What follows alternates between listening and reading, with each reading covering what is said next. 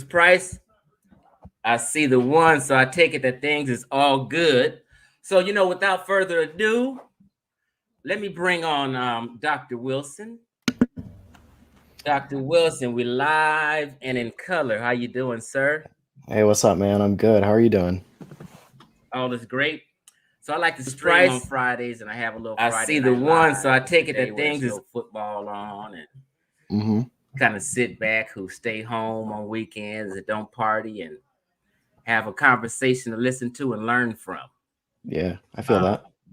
Dr. Wilson, tell the people about yourself, where you live, what's your education in, and just what are your credentials in, Dr. Wilson?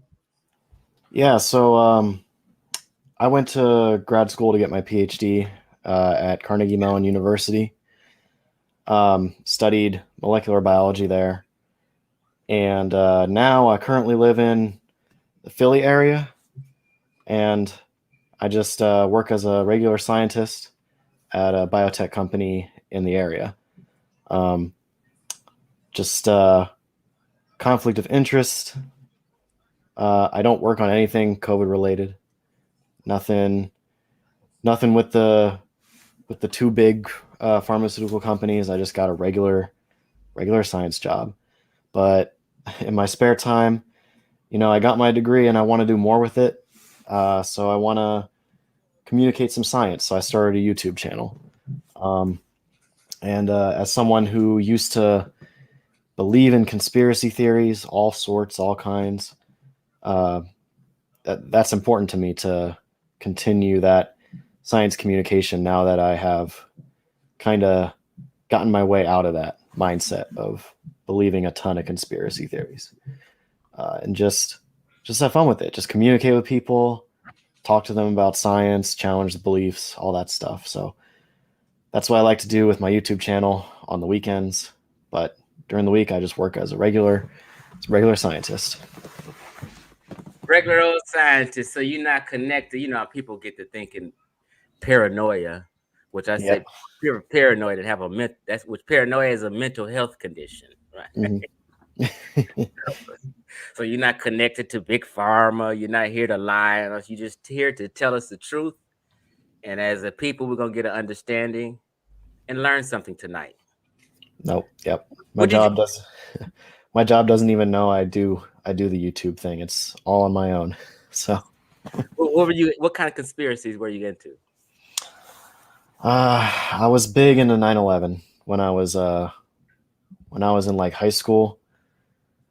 Big believer in those conspiracies. I've since moved away from that, but yeah, totally believed that. I'd say that was the biggest one. What did you get your bachelor's in? Molecular biology and biotechnology is my bachelor's degree. Yeah, I went to a super small undergrad college in Western Pennsylvania called Clarion. We're talking like Pennsylvania here. Like some people had Confederate flags in their rooms. It was weird, but aside from that, I liked it. It was a nice little college. Got a good education there. Didn't pay much money. So. And your master's is in the same field? What's that? Your master's is in the same field. So I didn't get a master's. I went straight from bachelor's to PhD. Interesting. Yeah. So I've been wrong. I was telling people you're a microbiologist, but you're a molecular biologist. Yeah, yeah. Explain what a molecular biologist, the definition of that is. What would you say? What do they study? Yeah, so a molecular biologist is going to study like the basic biomolecules of life. So you got proteins, you got lipids, you got DNA, RNA, things like that are what a molecular biologist is going to really heavily focus on. And it's a really like kind of umbrella term, right? Like there are molecular biologists who are also microbiologists, right? So they'll study the molecules of like bacteria and viruses and stuff. But a molecular biologist is just more like focused in on broad things, things that happen in most cells in life. That's one way to think about it. But yeah, studying like the proteins, DNA, RNA, that kind of thing is what molecular biologists generally do. So in honor of Dr. Wilson, I put on my science shirt today. Let me show y'all. Y'all motherfuckers need science. No pseudo. No pseudoscience here today. And I am vaccinated, Dr. Wilson. I got the Pfizer. So did I. Yep. And let me just bring my guests on. Montoya, can you hear us? Can you see us? Coming through loud and clear. Glad to be on, Chief X. Glad to be on with you, Dr. Wilson. So honor. And we have Unbiased Sports. These are two of my good social media friends. We've been good social media friends for years. We've always respected each other. Montoya has a show called Mental Dialogue where he does interviews and things like that. And I've been telling what the so-called conscious community that when we do debates and live streams and discussions and we have debates, we should go to Mental Dialogue. He's a good moderator. He's always unbiased. We have a guest unbiased. He's always unbiased and fair in his discussions. And that's what I respect about Montoya, aka Black Socrates of Mental Dialogue. Thank you, brother. Okay. And let me just start off. We'll kind of rotate some questions. I'm gonna ask him one question first that I'm kind of concerned about. Now, Dr. Wilson, I took the Pfizer. I had 2 shots. On my second shot, that evening is where I felt it. I remember I came home. I came home that after that second shot. First shot wasn't shit, but that second shot, I came home and I sat down at my desk where I'm sitting now, and all I remember is just nodding like this. I started getting sleepy and I had these symptoms. I'm taking my ass to bed. I got to bed. My feet was felt a little like they had a little chill. So I had them flu symptoms. So I'm like, damn, what's going on here? But I understood later on that basically that just means that it's working and your immune system is kicking in. So do you think as a Pfizer vaccine taker that we need to take a booster? Will a booster become necessary? So right now, what the science is telling us, and y'all know science can change, but right now, the best data is telling us that we don't need boosters. We don't need boosters.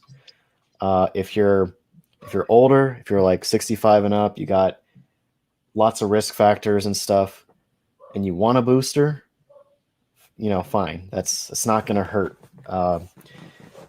But we definitely don't need boosters. So the reason that a lot of people are saying we might need boosters is because we're seeing a decline in antibody levels. But what people need to understand is that's totally expected. That's completely normal. Your body's not going to use all that energy to constantly produce that level of antibodies after you get vaccinated. It's going to drop off. That's a normal immunity. That's going to happen after an infection. It's going to happen after any vaccine. That's just what happens. But what you're left with is memory, immune memory, right? So you got these cells called B cells. You got cells called T cells, part of the immune system, that remember seeing what the vaccine showed you. So your body's ready to mount that big antibody response again, much faster than it would be, right? Than if you weren't vaccinated, right? So that's what you're left with, that memory. And that memory is what protects you from disease.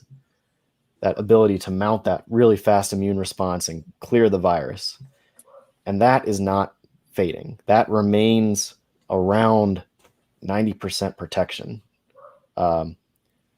So yeah, if that starts declining over time, which is possible, that might happen in the future, then it would be like, yeah, we want to boost. But right now, it's not necessary. It's not needed. And, you know, there's a whole other side to that where it's like the science says we don't need it. And if you want it, get it. But also it's like, I personally don't feel good getting a third shot when so much of the world needs their first. And, you know, you can get into the whole conversation of like, when you're a kid and your mom's telling you there's starving kids in the world, eat your food. And it's like, well, me finishing my dinner isn't going to help a kid get fed, you know? So there is that. Like, if we have all the resources and vaccines are literally going to waste every day because people aren't getting them, then yeah, sure, you can justify getting a third shot. But me personally, it's like I want those shots to go around the world. I want them to go to places that need them. I've got family in Southern Africa who, you know, their communities don't have good access to these vaccines, and they want them, but they can't get them. So it feels weird if we have too many and we're thinking about third shots and they don't have their first. But that's just a little personal touch at the end of that. Unbiased Sports, go ahead and talk to Dr. Wilson. Yeah, like you two, I've been vaccinated, Pfizer, both shots. Nothing severe, just a sore arm. Nothing at all, no fever, sore arm. That's it. Mm-hmm. I feel like you worked out for the first time in months. You know, get stiff, get locked. So that was my experience, but nothing severe. So that's why I'm an advocate of vaccinations. One of the reasons. Mm-hmm. Yeah, and I remember when I got mine, I think after the first shot, that night I had like a stuffy nose. That my wife will tell me that's normal for me. But then after the second shot, I felt a little achy, just felt tired for one night, and that was it. Next day I felt fine. But we get those, experience might be different. We get those feelings because it's like actually working. Your immune system working, and you know. Mm-hmm. Yeah, it's a big response your body's making. It's learning how to fight a new thing. So that fatigue, that soreness, maybe a fever, all those things are part of the immune system working. Just like when you actually get sick and you get tired, you get a fever, it's not the virus or the bug making you have a fever. It's your immune system reacting to it that's giving you a fever. So yeah, it's exactly that kind of thing. Montoya, you got any questions, something you want to say and add? Yeah, absolutely. I mean, I want to add to the booster conversation and particularly the immune response that y'all are talking about. And it's just again, just trying to create clarity. Like love what you do, Dr. Wilson. When Chief X told me about it, I'll definitely subscribe to you. I'll be following you from now on. But I would like to highlight with the booster, even with you highlighting that the science, in a sense, at this moment, is not that it's necessary. And again, you're just speaking scientifically, factually, if you will. I still like to highlight, just because there's so much alarm around the vaccine, and then there becomes this alarm behind the boost. So there, in my opinion, there are those who might hear you that say, well, hey, if this guy who's a scientist says the boosters are not needed, then the question may become, in a sense, why is it being pushed?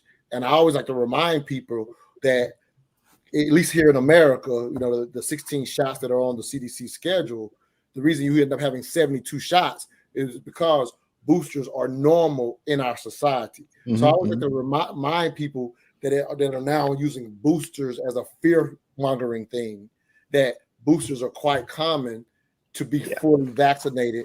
And so, like you said, the science specifically, based on everything you just said, is why it's not necessary. And then you also equated it to your personal decision to say, hey, jump into a third one when there's people that haven't gotten the first one. So I don't want it to be lost on you as a scientist saying it's not necessary, because some people will assume, oh, that scientist says it's not necessary, so why are they pushing it? So I want to kind of be clearer with that idea of what the booster does. And for, and I'm only a layman reading about it, but in reading about it, definitely more so maybe for the 65 and up, because they're the ones that are mostly losing their lives. So just your thoughts on that. And then I want to come back with a immune response question as well. Yeah, totally. Yeah. I mean, that you're exactly right. It's not necessary yet. It might change in the future. But why they're pushing it, it's I think that it's a combination of some scientists trying to be overly cautious and governments wanting to save face, because a lot of countries right now that are highly vaccinated, and by highly vaccinated, I mean like 60%, between 60 and 80% vaccinated. They are seeing some increases in cases. What's important, though, is that they're not seeing increases in deaths that are correlated with those cases. Right. In other words, the cases are rising really high, and we'd expect the deaths to rise really high, but the deaths are kind of flatlining. Which is a good thing. But yeah, it's a great thing. It's what vaccines are meant to do. But with the cases rising, governments are like, oh shit, we got cases rising. What do we do? Booster. Let's get a third shot. That's kind of their reaction. And scientists are like, well, yeah, a third dose would help. So sure. And then that becomes the policy. So I think if that makes sense, that's kind of the picture that I see going on. Yeah. But even you laying it out like that, still, you're just saying, hey, here's where the government is getting involved. And it's still not necessarily something super nefarious, but you're just speaking honest to how politics kind of distorts the science, not in the way that people that are afraid or people that are pushing misinformation will say. You're just saying, hey, here's the discussion. But let's talk about that immune response real quick, and I'll get out of everybody's way. So just like you said, Chief X, it's the immune system working when you have those feelings. Let me say my situation too. I'm actually in a Novavax trial, so I'm not allowed to take the Pfizer or the Moderna, because I was in the Novavax trial prior to Pfizer and Moderna becoming emergency approved, just to highlight that. But anyway, with that said, I always like to be clear, because this is something that most people have failed to understand when we talk about an immune response. So there's this big conversation out there constantly about why are they pushing this as the only thing? And it's because, in a sense, our high school science is not as great as helping us recall or remember that people conflate preventative and remedy. They conflate vaccine and antiviral. So a lot of times people are always constantly talking about there are other options, there's other things, never realizing that these other things, whether it be herbal remedies, whether it be an actual antiviral drug, it's not that it's anybody's fault. It's just we just don't kind of common sense understand that none of these things create an immune response. So I would like for you to highlight that distinction, because people quite often will say it's not the only thing, and then the response they give is something that will be a remedy after you've caught it. There's nothing else that helps you prior to catching it like a vaccine does from a preventative. If you could just clarify that, because people usually don't know that distinction. Yeah, I mean, well, the simplest way I could say it is, the old saying of prevention is the best medicine. If you never get sick, that's the best thing, right? Like with anything else, with cancer, no one wants to hear that diagnosis that you have cancer. You'd rather prevent it your whole life if you can. So same with this, you don't want to catch it. You don't want to actually get infected. You want to prevent it from the start. And that's really what the vaccine does. The vaccine is the only medication that we have that is, well, at least it's the best medication that we have that is proactive in preventing the infection in the first place. And then if you do get infected, it's really good at just clearing it out before you get sick. So the big difference there is just, you just don't want to get sick in the first place. And that's what training the immune system does through a vaccine. And if you want to talk about like, some people might say like, oh, I've seen people say this on Twitter a lot. They'll say, I want to beat big pharma by not getting the vaccine and treating it myself. And then they go get COVID and end up getting a monoclonal antibody treatment that costs thousands of dollars. That's all money to big pharma. You leave with a hospital bill.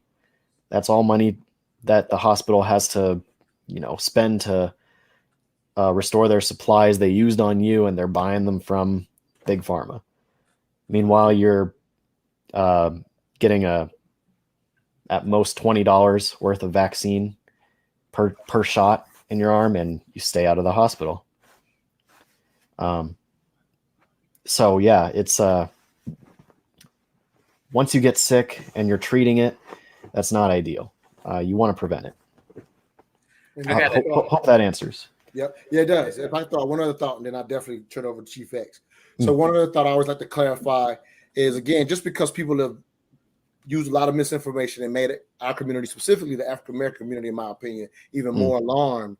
And so when I, just again, as a layman or science enthusiast, just kind of look at, in a sense, even the history of the CDC and for, things that they've gotten right or gotten wrong, the thing that people miss about what we're experiencing right now is that the way this virus is being handled is how the CDC has been handling viruses for the last 70 years. So when a virus is put out, the goal is going to be to try to create a vaccine and an antiviral. And most people don't know those distinctions, but those are separate things. They try to do that with every virus. And when we've had the previous outbreaks, what has happened, luckily, they've been contained and they never got this far. This one was unable to be contained, but this response is no different than what the CDC has done for all viruses. The reason I highlight that is because if I wanted to get into the conspiracy mindset and think about it, I actually will be more alarmed had the CDC did something other than what they've always done for every virus. I also would like to highlight, because people are misusing this information too, they tried the same thing for the AIDS, right? Fauci and them tried the same thing for the AIDS virus to a degree, failed at the vaccine because it's really too complicated of a virus to even do what we're doing with this one, if you will, right? But people even take that Fauci failing, and I'm not a Fauci fan or anything like that, but people sometimes take that Fauci failing example and then now turn it into this conspiracy thing, because the most people that are hearing these conspiracies are not even familiar with this is the normal process, which is more favorable than had the CDC change the game up. But if you didn't know that, people are taking what they normally do and now turning it into something nefarious. That's a good point. Yeah. This is what we do against viruses. We make vaccines, we make antivirals, because vaccines are not 100% effective. Nothing is 100% effective. It's weird it would be weird to think that something could prevent all deaths. That would be a miracle medicine, and miracles, few and far between. So it's good to have vaccines to prevent most illnesses and antivirals to help treat the people who do get sick. I have this question, and then we'll go to Unbiased Sports if he has a question. Yeah. I got the vaccine just because I'm a science guy. I mean, I like scientific things, and I listen to the experts with credentials. Because I may not understand, but when I went and got it, that just made me immediately go get it. There was a UFC fighter who caught COVID, and his fight was canceled, right? And then he talked about he may have to retire because he had some kind of permanent lung damage from having COVID. And I said, just on the strength of that, me being 51 years old, and if I catch COVID, even if I recover from it, I may have some kind of maybe permanent kidney damage. It's a possibility. Permanent lung damage is a possibility. I didn't want to go through that. And I said, I'm going to get this shot immediately. You know what I mean? My son caught COVID and he recovered. But I said, I'm 50. I may end up having some permanent damage. Let me go get this vaccine. I just wanted to say that. So you can speak to that. But this is my question also. What do you tell to people who say that they don't want to be a lab rat and they don't want to be first experimented on? And my answer to that question is, and I don't know if I have the wrong answer, if I was responding wrongly, but I told people that they had volunteer trials before the vaccine was rolled out. And so 100,000 people, I'm not sure the exact number, volunteered and was tested on, and then it was found to be what's the proper word? Effective. Yep. So then they rolled it out. So if someone comes to you and say, I don't want to be an experiment lab rat, how do you answer that? Because the experiment took place before it was rolled out to the public. What do you say, Doc? Yeah, I mean, they tested the lab rats already. So any drug, any vaccine that before it gets rolled out to the market, it's got to go through a process. And this vaccine was no different. People are weirded out that it made it to market so fast, but really the issue came down to money and priority. Those are the two things that made it happen fast. It's not the fact that the science takes so long to do. Right. But let me just go through the process. It's like first it has to go through preclinical trials, which is the lab rat part. They test it on animals. They test it on cells in a dish. Go through all that. If it looks good there, it moves on to phase 1 trials, which is with humans. If it makes it past there, it moves on to phase 2 trials, which is again with humans, just a little bit more. And then phase 3 is the big one, where for the case of these vaccines, each one for phase 3 was tested on 40,000 people. So they had 20,000 people getting the vaccine and about 20,000 people getting a placebo. And that's how they studied the safety and efficacy of these vaccines in those trials. Normally, progressing from preclinical to phase 1, 2, 3, super expensive. Like scientists will normally have to do the preclinical studies, submit that data to the FDA, and then kind of wait to hear back. And then they have to get funding to do the next study. So they either have to, if they're a company, they have to wait for it to get approved. If you're working with a university, you got to write grants. All that takes time. And you got to do that between each phase. So that adds up to years of doing these studies, then waiting, getting money, doing the studies, then waiting, getting money. But because this was an emergency, and because so many people were, making it a priority, the vaccine projects essentially had all the money they could want. Blank check. Yep. And as soon as they submitted to the FDA, they started review. They weren't put in line. They moved right to the front.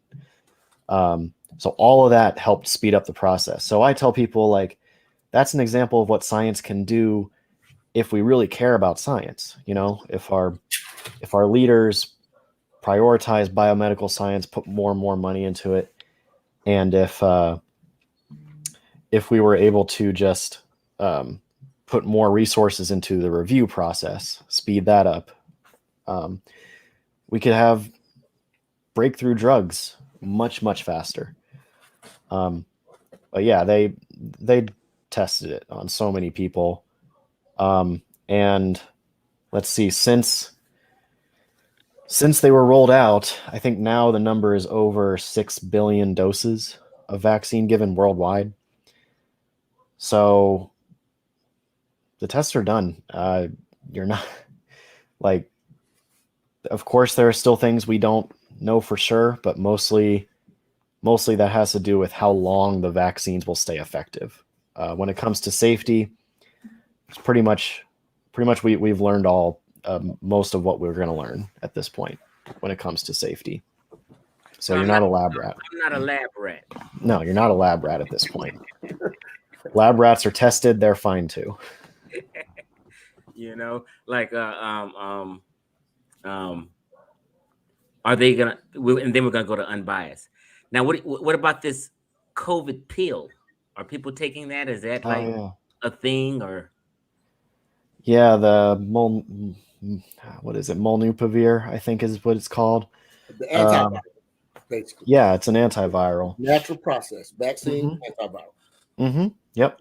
So it's just it's an antiviral. It's not in place of the vaccine, right? No, Okay. it's not. It's to treat people who are outpatients. So before you get in the hospital, if you get diagnosed, you're at risk, you take the pill so that you don't end up in the hospital. But yeah, it's just an antiviral. I forget exactly how it works. But yeah, it's part of the normal process of just trying to have more options than just a vaccine, because why not have multiple solutions to a problem? That's how you solve a problem. You come at it from multiple angles. Unbiased, and then Montoya, go ahead.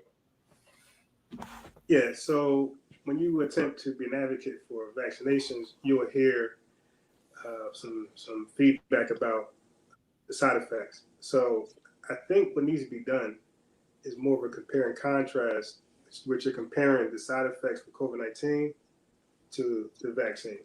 I think when that's done, I think people get a better visual and they'll make a decision. So we actually have a lot of data right now that can compare those two situations. So usually with any vaccine, the side effects that it might cause are going to be things that you will see with the disease, and a lot more often and worse with the disease than with the vaccine. So for example, with vaccines, probably one of the bigger headlines during this whole vaccine rollout process were the blood clot issues that were caused by the Johnson & Johnson and the AstraZeneca vaccines. Importantly, they were not associated with the mRNA vaccines. And so is that a real thing? Yeah. So it was an incredibly rare instances where people suffered unexpected blood clots due to these vaccines. And I don't remember what the final numbers were, but I can give you a couple of numbers in the beginning. I don't know if they've changed since. But what I'm talking about, remember when J&J shut down for a little minute? So at the time, that was for 6 blood clots versus 4.6 million vaccines at the time. Right. And J&J was the one-shot vaccines. So that's a fully vaccinated. So 6 out of 4.6. I did a video on it and just highlighted that due to the concerns, is the only reason they're even shutting it down for 6 out of 4.6. Because if it wasn't highlighted, 6 out of 4.6 million wouldn't have been a shutdown. But because the misinformation is alarming people, the CDC and the FDA got together and says, let's take a break and see if it's causal or not. That's what I remember at the time. What the numbers are now, I may not know, but at the moment, it was only 6 out of 4.6 million. Montoya, my man, you're absolutely right. Like, yeah, that's exactly what happened and why they did it. They said, let's take a break. Women, I believe. It was mostly at the time. Yeah. And those numbers have changed, but it remains an exceptionally rare thing. Meanwhile, I did the math once, and it comes out to something like about over 600,000 more times more likely to suffer severe blood clots with a COVID infection than you are with a COVID vaccine. There's at least been 200,000 cases in the country in the last year and a half, blood clots caused by COVID. So Johnson gets shut down for 6 cases, but we're at 200 plus cases. So great job, Unbiased. It's people, because the misinformation people like to give you one side of it. When you compare it, great point, Unbiased. I'm sorry, I just wanted to jump in and give you some numbers. Go ahead and finish, Dr. Wilson. I got a better chance of getting struck by lightning. Yeah. It's and it's the same thing with all the side effects really of COVID. You know, break it down by like heart inflammation. That's something people are worried about with the vaccines. You're more likely to get that if you get COVID. Stroke or an overactive immune response. You know, all those things are more likely to happen with COVID than with the vaccine. Over 1 million strokes, Dr. Wilson. Over 1 million strokes have been caused by COVID. Yeah, it's really, the disease is not good. Like for all the people that have thankfully recovered from it uneventfully, you just can't ignore the millions of people who have died and have suffered long-lasting debilitating health defects from it. Like that can't be ignored. And yeah, because I think it's because when people think, oh, people recover, it's a small amount of people, I think that's very selfish and uncaring for people to think like that. Like if it's like somebody made an example, if it was a football stadium filled with 100,000 people and like 1% of them died, that's like 1,000 people, like the whole band, the whole drill team, and everybody didn't die. That's crucial. That's like kind of serious. That's a traumatic event. And add this too, Chief X, because of what Dr. Wilson was just talking about. Because great point by Unbiased. When you start getting into the other symptoms, well, the long haul, I know a year ago, they may have changed now. I haven't looked at them in a year, Dr. Wilson, but the long haul was falling in at about 19%. So you really have 80% that are recovering, no problem, back to normal. People always overlook that 19% that they're still studying and still suffering, like you gave the example of the long-term people.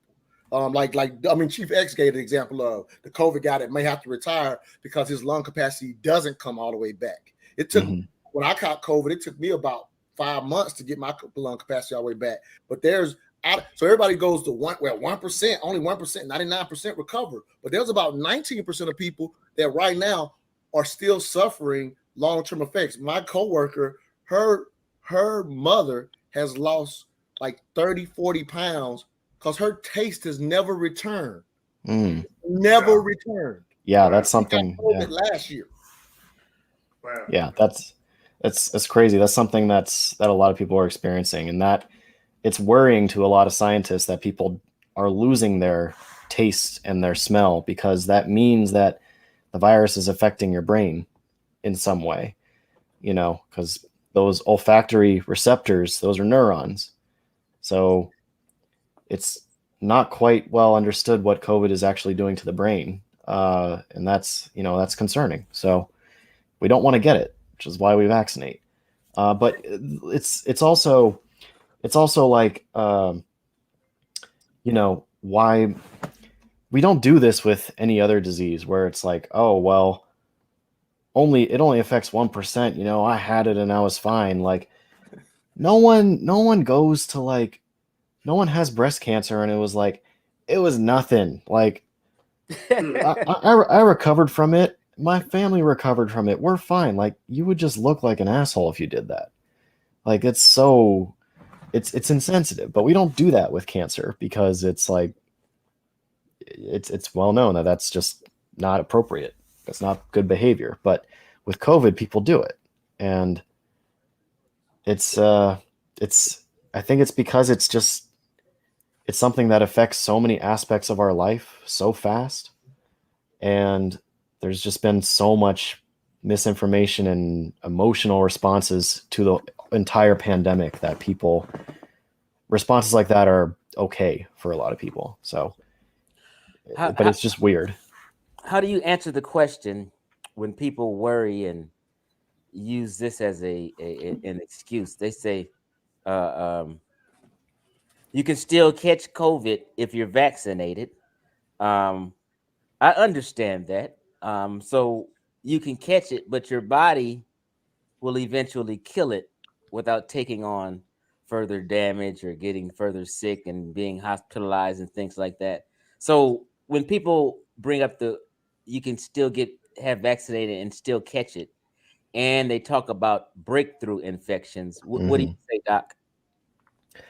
I think that the best analogy that I've heard, and this is supported by the science, we see this happening in vaccinated people. It's imagine if you got a house and you got a house fire. Are you gonna want to have a fire extinguisher there, or not? Having a vaccine and getting vaccinated is like having a fire extinguisher in your house. It's not gonna stop the fire from happening in the first place, but it's gonna help you a hell of a lot to put it out and avoid losing your house. So if that does that make sense? Like, you're not going to stop the event from happening, but you're going to walk away from it, hopefully unharmed.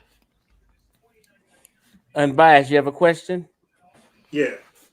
So you guys mentioned that there are some people who suffer from COVID-19 and they're having like severe side effects. So this is a two-part question, pretty simple.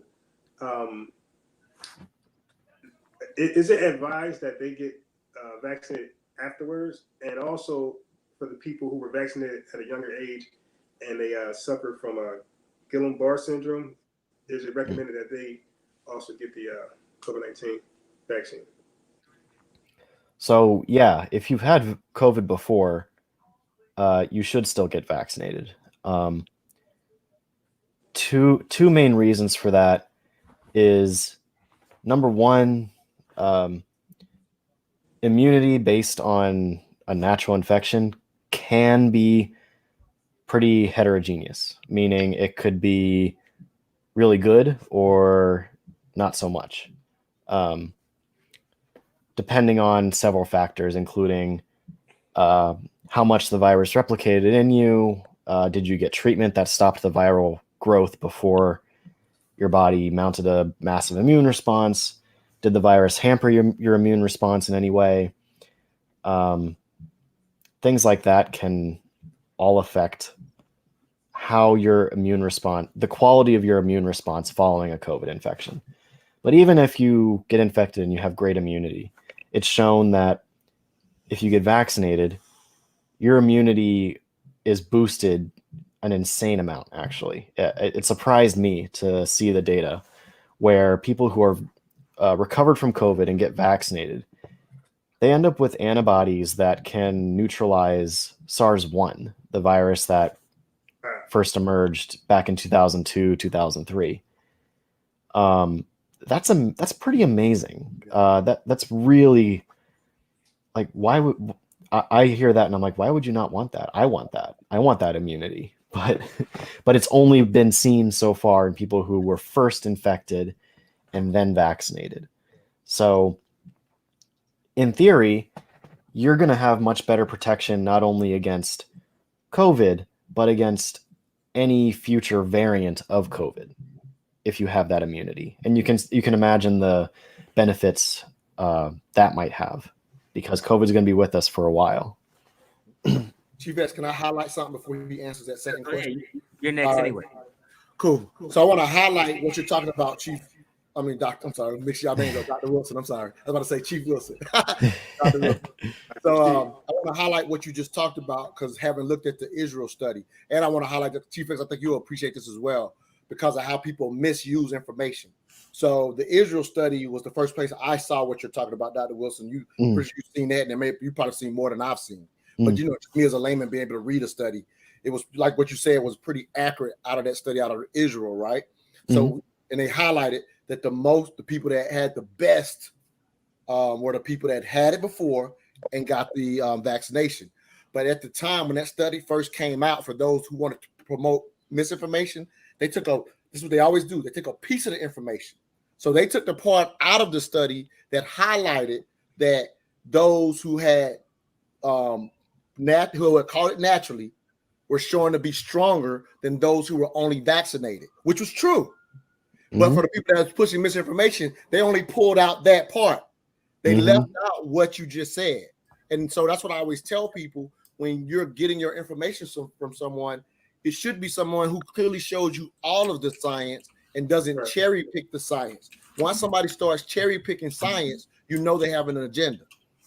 And so they left out what you just said. Those who had it and had at least one shot were showing way more antibodies than everybody else, no matter their circumstance. And so that same study was encouraged to keep pushing the vaccines. But those who were cherry picking and pushing misinformation pulled out the part that said the people that had it have stronger immune than those who've only been vaccinated, which was true, but that's not all the information. So I just wanted to highlight why that was so significant, the part that you just pointed out. So the second question was for the people who been vaccinated before and they had Guillain-Barré syndrome. Oh yeah. So as far as I know, you mean like if they got different vaccines in the past and had okay. As far as I know, there hasn't been any association between these vaccines and Guillain-Barré syndrome.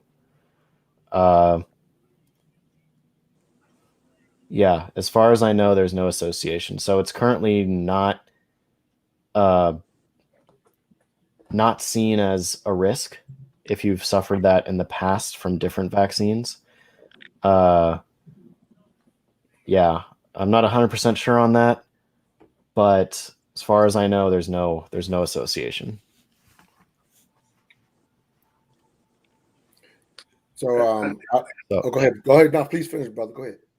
And one more thing. So I know that from your videos you tackle this, but this is something that goes on in, I think, all communities, and where they believe that. So back to side effects, like they believe that the vaccine side effects can be seen years time from now, 2 years, 5 years.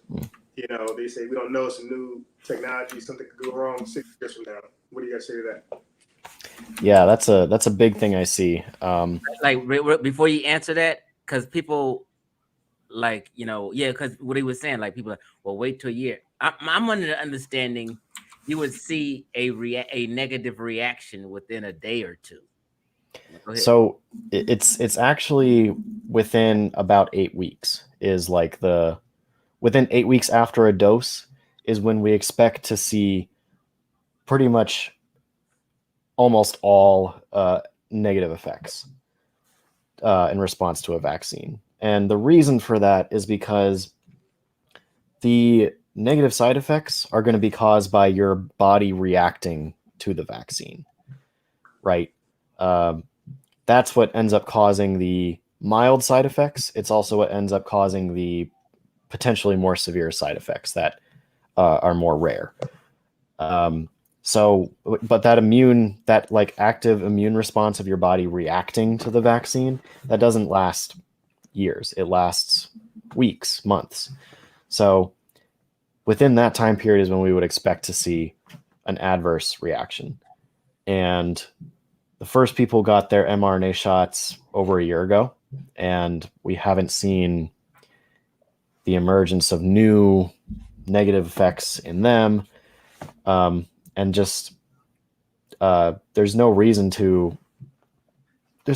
like scientifically to imagine a scenario on a molecular level of how these vaccines are going to somehow 2-3 years down the line cause a new disease in you.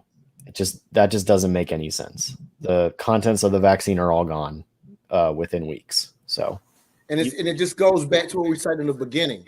The reason people are so concerned about that is because, on average, we're conflating of what a vaccine does and what an antiviral does.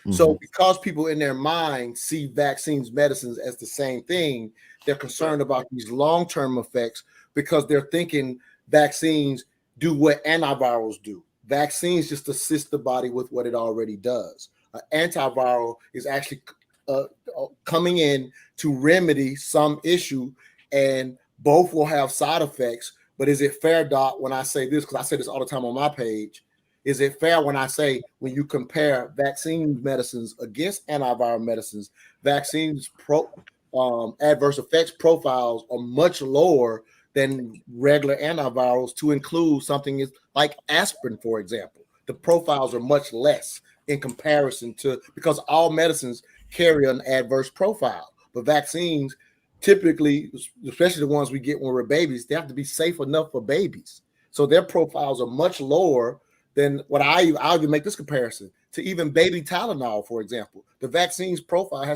is less than the baby Tylenol profile when it comes to adverse effects. But it's because people conflate the two. It's like once you get that distinction, I think it plays a huge role in you understanding why you just said there's no molecular way that a vaccine could do this. People are not buying it, even coming from you as a scientist, when you're saying it's out of your body completely, because in their mind, they're still thinking it's like an antiviral, in my opinion. Yeah, it's I tried my best to understand the reasons why people come at it from different angles, and I bet that's one of them. Yeah, they're thinking of the same thing. That's why even you saying it as a scientist, but if you and I are able to make the distinction that they're not the exact same type of medicine. All a vaccine does is assist the body in what it already does. Now, people that are fighting against that will say, well, if the body already does it, why do we need it? We can go there, but I'm just saying, once you understand that a vaccine is not as evasive as an antiviral is, even the safest ones, vaccines are typically much safer. Like, of course, again, nothing is 100% safe. There will be bad adverse effects even from vaccines. But if you compare that to just aspirin, in which we lose about 6,000 lives a year to aspirins in the country. Or peanuts. Peanuts are about 150. Yeah, 150. Because I love that one, Chief X. Anything you put in your body has a potential for adverse effects, even on foods. And on peanuts, for example, about 150 to 250 people may lose their lives due to their adverse effects to peanuts. We don't lose 150 people to none of those 16 vaccines that we already approved on the CDC. We don't lose 150 people. Babies are adults. You want to address this question on the screen, Dr. Wilson? Sure. Promote the efficacy of vaccines that utilize polysorbate 80 to penetrate the blood-brain barrier. I mean, polysorbate 80, it's a weak non-ionic detergent. It's used as a surfactant in vaccines. It's used as a surfactant in lots of injections. It's not going to penetrate the blood-brain barrier. Most of the vaccine contents don't even end up in the bloodstream. That's why we inject it into muscle. It's not people don't try to find your vein to inject a vaccine. They just go right into the muscle. So, yeah, I don't know where you heard that, but that's not really gonna do what you think it does. Chief X, I saw a couple other good questions in the chat too. This one right here, I'm not familiar with Vioxx. Do you want to address this, Doc? I'm not sure what Vioxx is. You know what that is? Is this the? Oh, I think that was that's an NSAID, like aspirin, sort of. A non-steroidal anti-inflammatory drug. Yeah, I don't know the full story on it, but I've never. Yeah, I mean, there have totally been drugs in the past that were approved by the FDA and then later recalled. That happens. Does it mean that we shouldn't trust any drug? No. You should take it case by case. Look at the evidence. And the evidence for these vaccines is that they are very safe and very effective. I mean, we have data on over, what did I say earlier? Over 6 billion doses given. That's about 3 billion people worldwide. That's a lot of people. And scientists are actively studying this. They're actively looking at what's happening in these people who are getting vaccinated. They're monitoring their patients. There are labs doing their own independent studies, multiple different countries doing their own studies, and they're all coming to the same conclusion that they're safe, they're effective. So with every passing day, I can't. It's getting harder and harder. It should be getting harder and harder for you to hold that position that they're not safe and effective. If you're being honest and looking at the data, you have to. Yeah, because you have to stop believing that at some point. I'm past the 8-week period. Look at me. Yeah. Hey, Chief X, I think the audience should know Dr. Wilson's YouTube channel, because a lot of the questions that's being asked, he answered them already in his videos. But I do talk about a lot of this stuff every week. Well, almost every week. Sometimes my daughter is a lot of work and I take a week off. But yeah, Dr. Wilson's channel is called Debunk the Funk with Dr. Wilson. Debunk the Funk with Dr. Wilson. I caught on. Maybe a mod so I can post a link to the YouTube channel. Do it now? Yeah. Yeah, and just so people know, I don't have a Patreon. I don't do sponsorship deals. I don't do any of that. My channel is my passion project. I just like doing it. It helps give me a little more meaning in life. It helps me feel like I'm doing something a little more with my degree. And the only money I make on it is the ad revenue from YouTube. And any of us who has a YouTube channel knows that ain't much. You want to address this statement right here? Sure, yeah. Got a question. Is there a cutoff switch to its operation of producing spike proteins? Yeah. Okay. So essentially, what the mRNA vaccine does is it delivers the code for the spike protein into your cells, and your cells read that code and they make spike protein. But it's not forever. mRNA is a molecule that our own cells will make constantly. It's a process called gene expression. And it's essentially when a certain set of machinery reads the DNA, makes mRNA, and that mRNA gets read by a different set of machinery to make protein. And proteins are the things that are doing the actual work in the cells to keep us alive. But your cells have to really tightly control that process, right? It can't have every single gene on at every time and at whatever levels, right? It really, really controls these processes. So part of that means that it has to turn over mRNA. It has to recycle it, degrade it. And there are lots of different mechanisms in your cells to do that. So essentially each mRNA has a half-life in a cell. And it varies, but within a week, the mRNA from the vaccine is almost completely gone. It doesn't stick around. Montoya, you can ask your question, but I want him. You're next, Montoya, but I want him to address this statement real quick. Yeah, no problem. Is that something crazy or what? This question, the statement, of course. I guess you're quoting someone named Michael Yadon. Oh yeah, I've covered him. I covered him recently on my channel. That was a fun video. I'm absolutely terrified that vaccine passports and top-up vaccines are going to lead to mass depopulation and deliberate execution. What? Why execution? People. I'm confused. I mean, so I tell people, like NBA, the NFL, Major League Baseball, and all, they don't want y'all dead or they can't make no money. Yeah. I mean, so I get it, right? I get that the concern is that they're out for control. Like they want to control us all. I get that that's a big driving factor in a lot of these worries right now. But I mean, from my perspective, this is just public health, you know? You get your vaccine and life is more normal than it was a year ago if you have a vaccine right now. If they really wanted to enact all these control and depopulation things, I don't think they'd be very shy about it. You know, they could exert all these vaccine laws through existing vaccines if they wanted to. mass depopulation, if they want mass depopulation, then they wouldn't vaccinate us. They just let us die of COVID. Exactly. They would say, oh, we tested the vaccines, they don't work.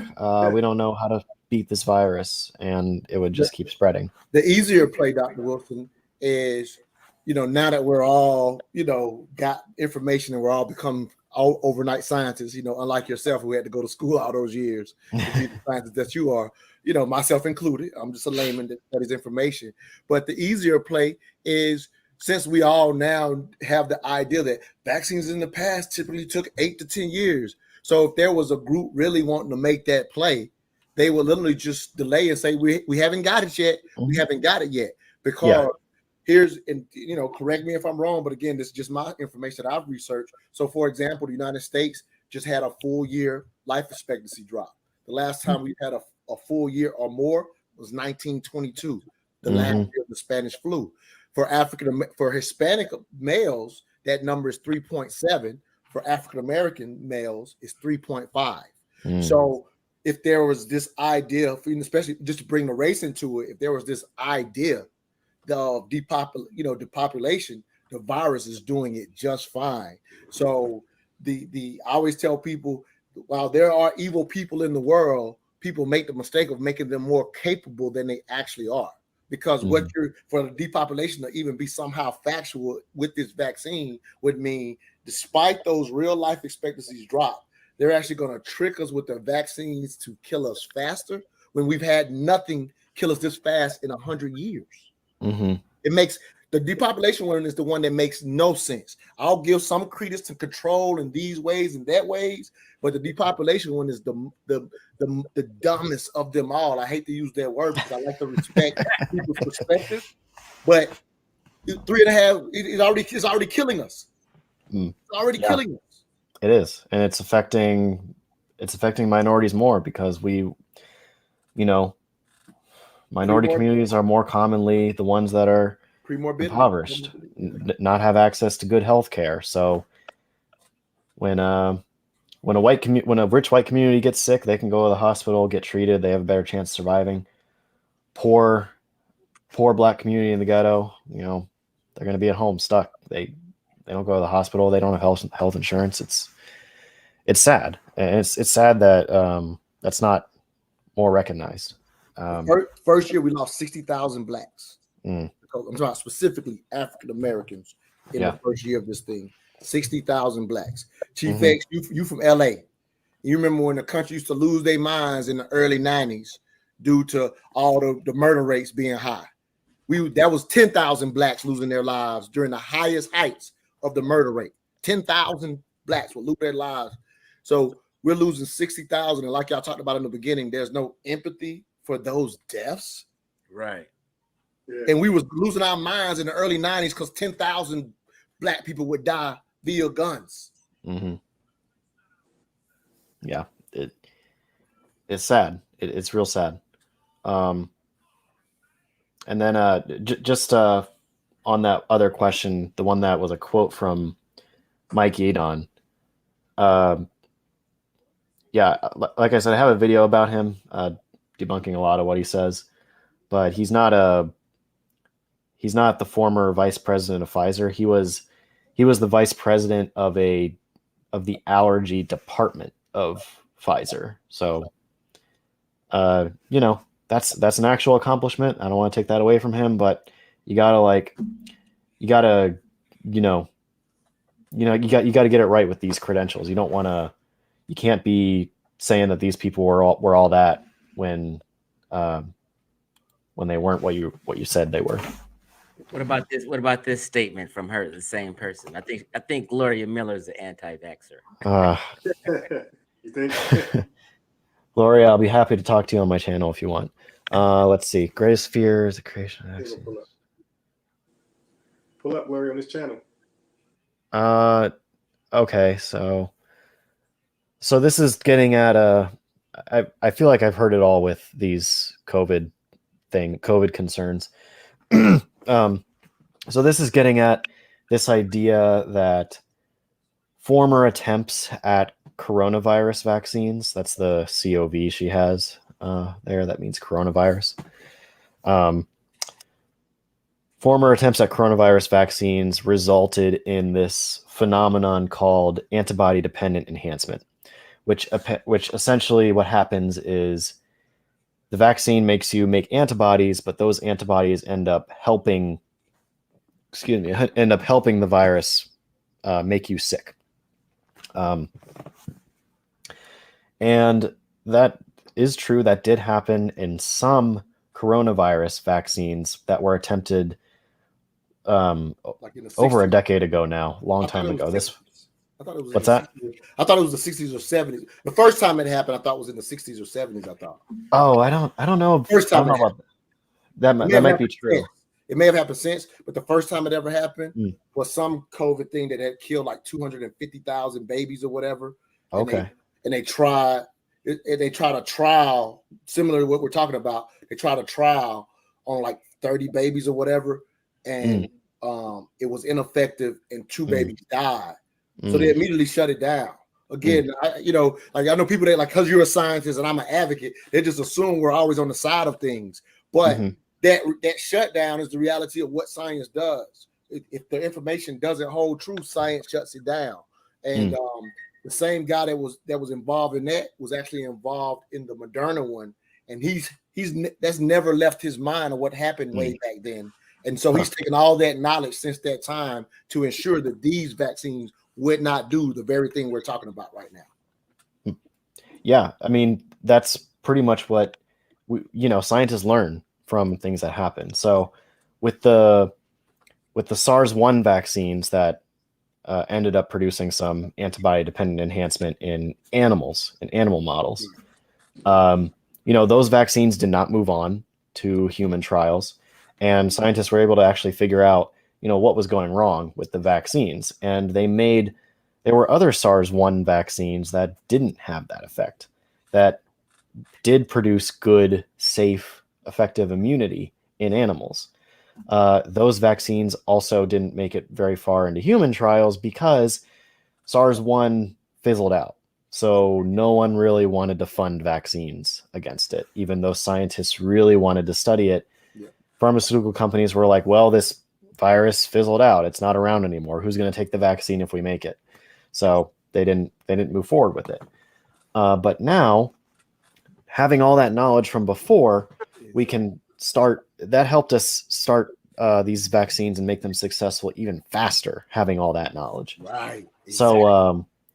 So we had all that going in, and then when we started testing them, there was no evidence of this antibody-dependent enhancement. And it's real easy to test for, because what you do is you vaccinate an animal model, and then you do what we call a challenge experiment. You challenge them with the virus. So this was done in monkeys. So they were vaccinated and then exposed to the virus. And not only was the immunity granted by the vaccine effective, but they didn't observe any antibody-dependent enhancement. And now, with over 6 billion doses given and variants circulating, we still don't see any evidence of antibody-dependent enhancement. So it's not a thing with these vaccines. Is it a genuine concern going into vaccine production? Sure. But it's not a thing for these vaccines. It hasn't been seen. And want to highlight, I just like to highlight things for people. Yeah. Let's reiterate that the times that it was seen, those vaccines have not been continued. I just want to reiterate that, because that's the part that people will skip over. Oh, we found this issue. They're skipping over the facts of the data that we can, once it becomes public. That's the only reason I know this stuff is because I can look at it. So I know it's been shut down every time. Yeah, I want to address this statement. This is one of my customers, Sonny Rob Robinson. He said there will be wolves in sheep clothing. Trust only what the Creator has given you. Okay, I want to say this. Herbs, fruit, and vegetables and food is not going to stop a virus. Okay? You have people living what people in the conscious community called living in nature. right? Just living natural and living in nature. Take, for instance, the Adamese Island people on the continent of Asia, that black group of people, right? Living in nature, free, no modern medicine, just living, but you cannot find one person over there who's 45 years old. You can't find one person who's 45 years old because they're dying and dropping like flies. Infant mortality rate is high. Infant mortality rate was high in ancient times. People were dropping dead all over the world. People think like, the ancients were just living forever. No, without modern medicine and vaccines, people were dying. There were babies dying being born because they didn't have a vitamin K shot like they have today.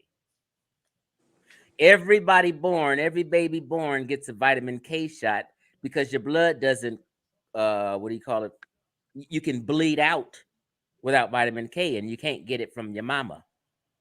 You have to get it after birth from foods and things like that. So since it's a newborn and they don't want the newborn to bleed out, they give babies a vitamin K shot. This is modern medicine saves lives. People on Adam and Eve's Island are dying early because of a lack of modern medicine. So no food, fruits and herbs and things like that is not going to keep you healthy. It's not going to stop a virus. I don't care the healthiest man on earth. If he gets hit with a virus, he's going to be affected. What do you think about when people say herbs? Just eat good and herbs, and that'll stop a virus. What do you think about that, Doc? I mean, eat healthy. Yeah, it's good. That's a good thing to do. Care about your health. Care about what you put in your body. That's all important. But it's like Chief's saying, it's not gonna protect you against everything. Just like how your body evolved to do what it does, a virus, a bacteria evolved to do what it does. And what it does is infect a host and take resources from it until you get sick. So, your body, no matter how much you do to protect it, unfortunately, it's not going to be perfect. It's not going to protect you against everything. So don't be afraid to accept help from something like a vaccine. Don't be too proud to do more than just eat good. You can accept help from medicine. That's what it's there to do. There to help you out. And let's big up the ancestors, Chief X, right here. Great opportunity to big up our ancestors from this standpoint. So when we're talking about modern science, the idea of inoculations and vaccines, Europeans learned that from an African enslaved by the name of Onesimus. That's how we even got smallpox even started. So because basically as Europeans came to the Americas, literally South America, the North Americas, a lot, obviously they came and took over, if you will, but they pretty much decimated 80% of the population strictly because of the lack of interaction. And there was no such thing as a vaccine for the Native American population. When you get into real history and studies, the Native American population was one of the healthiest in humankind when you get into studying different genetic groups. And they got exposed to a virus and it wiped out 80% of their populations. The part of the reason Africans could deal with whites was because our ancestors had already figured out the inoculation process and was not affected. And the whites, when they first found out about it, they didn't want to believe it because they got the information from a slave. So our ancestors, who were great herbalists, ate natural meals, figured out before Europeans that, hey, here's this process that's more effective than just eating well. So I think it's completely disrespectful for our community to be afraid of something that our ancestors gave to a degree, not all of Africa, because Africa's so huge, but there were different tribes within Africa who had already mastered the inoculation process. Now, if you go in history, there's, you could decide the Chinese had figured it out pretty early and our African ancestors had figured it out pretty early. So I don't know who was first, but they didn't. We know they didn't interact by the time those different groups had figured it out in those different areas of the world. So crazy that our ancestors understood, hey, here's a better process than allowing these viruses to affect us in large mass this way. Let's put a little bit of, and here's the thing, back me up on this, Dr. Wilson, if I'm correct. In all reality, the process really ain't much different than it was originally. All we do now is the stuff you talked about, like the things you were talking about, the different things that are in it now. People think of those as deadly things. They're really just better for delivery and storage. Yeah. Because otherwise, if modern science didn't have those things, we would all have to travel to where somebody did it. Yeah. That's all these other things that are put in the vaccines that people think are dangerous. They're really just for delivery and storage, not to hurt our body, you know, and that kind of stuff. Like people assume, they look up the ingredients and overstate what an ingredient does because they're not looking at the amount that's actually in the vaccine, and it ends up being a harmless amount. But nobody wants to look at that because they're already looking to make it dangerous. Too much water to kill you. It's the same kind of thing where if you show people a list of all the chemicals that are in an apple or a banana, they'd be like, if you copy and paste that list and put it in a vaccine ingredients list, they'd be like, I'm never taking this shit. Get it out of here, you know? Like, dude, it's a banana. You eat it. Like, it's fine. It's chemicals. It's important to know like what the chemicals actually do, why they're there, and there's a reason for all of them in a vaccine. So yeah. Somebody got a question for you on the screen. Which vaccine is best for someone who has COVID already, and how many doses? The data, well, there's new data on this. I don't have it off the top of my head, but the data I remember are if you get one dose of any mRNA vaccine post-COVID, that'll give you the really super immunity that I talked about earlier. So that's all that's needed, really. One dose of an mRNA vaccine after having COVID. But you'll probably be asked to get the 2-dose regimen, which is also fine. That's also real good. Can we highlight that there's about 8 major different vaccines around the world? Is there 8? Let's see. I think it's about 8. Pfizer, J&J, AstraZeneca, Sinovac, Sputnik.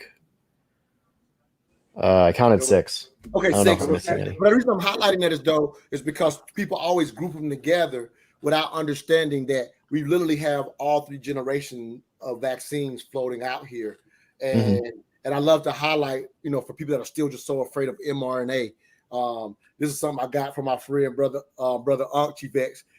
Is just highlighting that 3rd generation vaccines is just basically an improvement. And I've also heard this, and tell me if I'm right, Dr. Wilson, but they're so excited about finally figuring out mRNA to this degree that they're now thinking they're going to be able to attack, for example, AIDS and a lot of other viruses due to this 3rd generation technology finally being successful with it. There's greater possibilities, just like Brother Uncle always say, the difference between finding a propeller plane to now having jets. So people are afraid of it because it's new, but it really is the 3rd improved generation vaccines. And if you're afraid of that one, you can still go get an adenovirus, which is, you know, so you can still go get the old generations for those that are still afraid of the new generation vaccine. I like to put all that out there for people to put it in perspective, because people that are against it try to conflate everything together, and that's not fair to the science. Right. Yeah, you're absolutely right. So this guy has a statement, and a lot of people make this statement, but most all modern medicines are derived from herbs. Okay. Now, my understanding is most medicine does come from plants, but it's not that simple. I think, you know, help me out here, Doc, when I finish. So a lot of medicines are made from bacteria in plants or plants but you would have to know what plants and extraction, and how do you address this question? Because people think because you take herbs, you can cure things, but they're not sure what herbs. They won't tell you what type of herb or How many plants what you eat? specific herb. I mean, can you address this?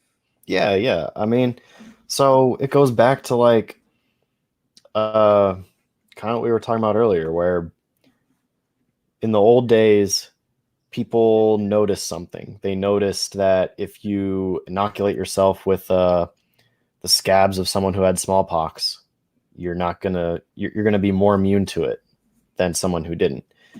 People notice those things, and now we understand the reasoning and all that stuff. We can make vaccines. We don't have to go to a person, get their scab, and inoculate ourselves with it. It's similar here, where back in the old days, someone noticed something. You noticed if you chew on the bark of this tree, you get some effect, and it helps you with some illness. Now we understand that it's this certain chemical in the bark of that tree that gives that effect. And instead of having everyone chew on the bark or cutting down a bunch of trees to get enough bark to squeeze that chemical out of all that material, we can just know the chemical structure of what we found in that bark of the tree and make it in a lab, make it exactly the same as the way it is in nature, and then distribute it to people so that everyone can have it.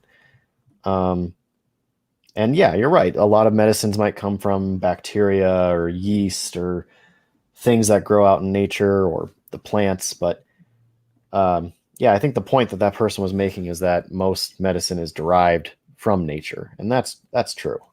Most of it is. Is it necessary? Desk of Days, she has a question. Is it necessary? I think we answered this, but is it necessary for someone who has had COVID already to get the vaccine? Yeah, we talked about this already, but essentially, I would say you should get vaccinated even if you've had COVID, because then you're sure that you have good immunity and you have better immunity than anyone else. Vaccinated or no, you have the best immunity if you have COVID and then get vaccinated. So yeah, why wouldn't you want that? Unbiased, you got a question? Well, I want to say when it was spoken on the indigenous people who passed away from smallpox in large numbers, I think they had guys' natural immunity, and it didn't do nothing for them. Also, after Onesimus, interaction with Cotton Mather, 90 years later, I believe 1790, Edward Jenner came up with the more safer way to introduce vaccines. So like that's how that played out. Montoya, you got a question? Because I'm going to say they're putting the scab from a person who suffered from smallpox onto your scab. I think there was still a 20%, 30% chance of death from smallpox. So it was like a high death rate as still doing it that way. Mm-hmm. Yeah, it wasn't super effective in the beginning. Had a lot of trial and error. Yeah, I would just just even highlighting the question about the herbs and things of this nature. Again, big ups to our ancestors. I can't right now, it's slipping my mind. Dr. Wilson may know, but one of our ancestors was really one of the first ones to really understand how to isolate active ingredients within plants to now kind of birth us into medicines as we know it today. I forget, right now it's just slipping my mind. The brother that really kind of was one of the first to do that, and so that's what developed modern medicine specifically, or whatever. Because at this point, the world is transitioning out of kind of, as Dr. Wilson said, you might eat the entire plant. They might put the whole plant in the soup that they might give you, and it would remedy your thing. And so people would think, oh, well, that's better than taking a pill. And then science finally figured out, oh, really the only thing that's helping you is the active ingredient in that plant. But before science figured that out, they would just have you eat the entire plant, or they would put the whole plant in some type of soup. And so people don't necessarily realize modern medicine is no different than if a remedy has been proven to work for thousands of years, we're still using it, even if it comes to you in a pill. That's something that people miss. I learned that from you, Chief X, on some of your former videos, just kind of breaking down that aspect that I go by nature, I will go research behind you and just verified a lot of what you used to say on some of your videos about just understanding modern medicine really isn't what people think it is. And I'll throw this out and shut up. Even during some of my research, again, you drove me to do some of this research, Chief X. And in my research, I found there's a future scare of shortages of medicines in the future. Now, the way we think about modern medicine today, you would think it's because of the synthetic stuff. But the research is showing they're more concerned about enough natural products to have enough medicines in the future, which points to what you had broke down in your video a couple years ago, Chief X. Again, you started me down that path researching that. And the reason I'm highlighting this specifically is because we have this assumption that all the medicine is just synthetic and made up. If that was the case, there could be no shortages because they could just simply make a bunch of synthetic stuff. But the remedies that are proven require the same natural remedies that was required before we had pills, if you will. So I like to just kind of really throw that stuff out. And I end up finding it out because of some of your stuff, Chief X, looking at some of your other stuff in the past. Cool. Dr. Wilson. You know, when I seen the term molecular biologist, I thought a molecular biologist was an MD, not a PhD. So people get it confused sometimes. What is it to be an MD? Would that mean you would be someone who prescribed something like a psychiatrist is an MD? Yeah. PhD. So MDs are people who went to medical school. They saw patients, they studied medicine. PhDs are people who went to graduate school and did research. So like I went to graduate school. I did research for five-ish years. I had a thesis. I defended my thesis and I earned my PhD. MDs, very different path. They treat patients, they do their rotations, their residency, they get board certified. So yeah, a very different path, researcher and MD. Okay, so MD would be someone who prescribes or deal with patients. Yeah, medical doctor. Okay, I got you. How long was your PhD program?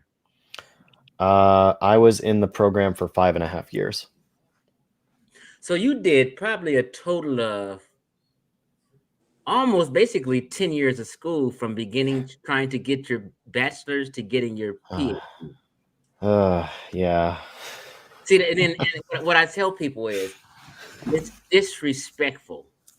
There's a lot of people out here who never took a science class. Want to teach you something. You know what I mean? It's like you don't have a clue that you're just disrespecting these people who went to school for damn near 10 years. They had the sleepless nights, being broke in college, studying, doing homework, dissertations, theses. I mean, just like years of study and research and putting in time and work for some idiot on social media. Yeah, and y'all will love this. I went when I was in graduate school getting a PhD. I knew someone who was doing their PhD in business, and his thesis question was, "Is it financially worth it to do a PhD?" And his answer was no, no, because when you're doing your PhD. A lot of people don't know this, but you don't pay to get your PhD. You get paid to do research. So while you're earning your PhD, you're getting a stipend. But that stipend, it's for most schools, and most programs, it's about like $28K a year. So just picture that you're in your 20s, mid 20s maybe, and you're getting your PhD. You're earning that much money every year. No raises, no bonuses, no hourly wage. That's what you earn. No 401k benefits, no none of that. For 5-6 years. Meanwhile, someone else who went off and got a regular job is earning 2-3 times as much per year. They get benefits, they get the 401k. It's not financially worth it. We're not in it for the money. Going into research, it's just it's sad when I think about it. Like, man, You suffer through that. did I make the right choice? I don't know. I'm proud of my choice, but looking back on it, it's like, man, no one told me that. No one told me what I was getting into. Like, I have an ex-girlfriend who has a PhD in vision science, right? Mm-hmm. So I guess initially she wanted to become an optometrist or ophthalmologist, whatever the proper word is. Mm-hmm. Mm-hmm. But she just did her educational requirements to get her PhD in vision science, and she didn't do that extra year internship under a optometrist where she can get signed off and whatever. So she got jobs doing research, and she never really got into the field of being an optometrist or ophthalmologist. You know what I mean? Mm. So, and she has debt. Yeah. So so I understand what you're saying. And I like to add to the disrespect from this standpoint, because not only do you go through that full process, and I agree with you, Chief X is so disrespectful, because then you'll have, again, those who are pushing their own narratives for whatever reasons. They'll say that a brother like a Dr. Wilson and all these people that have, again, done all this research, they'll just say, well, they are allowed to dupe us for the money. Like that somebody can just pay y'all off to allow these vaccines and other things to harm your people because somebody just gives you a little bit of money. Like, you're going to disregard everything you learn, see something coming down, and none of y'all are going to come ring the bells and say, hey, this ain't what you say it is. Like, I'm just showing you how disrespectful it is. I've seen, for example, just to be concrete, I've seen Rizal Aslam get asked that question, and he just goes, hey, they don't know. They don't. They just don't know what they're doing. Like, you're this smart, and now you can be duped into looking at the science and thinking it's okay when it's really not okay. Like you're too smart to allow this to happen. Yeah, I'd like to talk to Rizal Islam sometime, but I don't think he'll answer me. If you guys haven't been to Debunk the Funk with Dr. Wilson, subscribe to his channel. He does have a video speaking on Rizal Islam and debunking him. He's part of what they call it, the disinformation dozen. Yeah. Mm-hmm, mm-hmm. He's part of that little clique, and Dr. Wilson comes for him. But I doubt very seriously he'll want to have a conversation with you live in front of anyone. Yeah, I'm open to it. One of my goals that I had in starting my channel, being someone who used to believe in all these conspiracy theories, the way I got out of it was, one, having really good teachers, and two, having people who were patient enough to talk to me about my ideas, listen to me, and then respond. Eventually their responses got, better and better the more people I talked to. And I had to start, if I was being honest with myself, I had to start thinking like, wait a minute, they made a point there. I couldn't address it. Why couldn't I address it? And I'd go like furiously try to research like, nah, there's got to be something I missed. Like, that point got to be stupid. But, it just gradually broke down. So I'm not looking to change anyone's mind in the moment. I'm just looking to like be someone to help them in their journey, so I want to talk to people. I want to talk them through these things. So for real, my contact info was like in the description of my videos. So you want to talk to me, we'll try to set something up. And that goes for you, Rizal Islam. I know you're probably not watching, but whatever. So I want to piggyback from Black Socrates because he made a great point. So I have experience in the manufacturing facilities of medicine, and when you get your paperwork and it says that inside the dryer, for example, that it needs to be to this degree, right, of heat. If it's below, you're not supposed to dry. You know, the humidity. If it exceeds beyond what's inside the SOP, you can't do it. And the SOP says that it doesn't matter supervision, the owner of the company. Nobody can tell you to do something that's against your SOPs. Mm-hmm. Yeah, we're super strict about that in industry. Academia, each lab has their own rules, but in industry, it's annoyingly strict. Like I've had experiments. When I do my experiments in my job now, they have to meet certain criteria in order to pass the data. And I've had week-long experiments that I get to the end and it doesn't pass by like 0.1 of a value, and it's like such a narrow margin, and they're like, sorry, we have to repeat it. And I'm like, oh my God, you serious? Like, it doesn't matter though, but it does. So they're super strict, annoyingly so. It's really tough to commit fraud in industry, and if you do get caught committing fraud, they fire your ass. They fire you real quick. Yeah, I talked to a sister who so go ahead, Unbiased. I'm sorry. Now, I was gonna say you get fired, in some instances you do jail time, serious jail time. But go ahead, brother. Oh yeah. They tell you when you get hired, you're like, if you get caught with fraud, you'll be immediately terminated and you could face charges. Yeah, I remember last year I talked to a sister, and I'm probably not familiar with her exact role, but she was one of the people who would designate what the cause of death was, whatever that role is in her hospital or whatever. And I just talked to her about what her procedures were like. And once you hear the step-by-step guide, she was like, I make decent money, but do you think I would risk my entire job to designate this wrong? And if you hear her steps just for her, then now nobody ever thinks about this, but you literally will have to have people like her all throughout the country that you would have to get on your side to designate these deaths wrong. Like, who's doing that? Who's willing to do that? Because her name's on it. Even when it goes above her, her name is still on it. Because some people like to say, well, the person who controls the hospital can change it.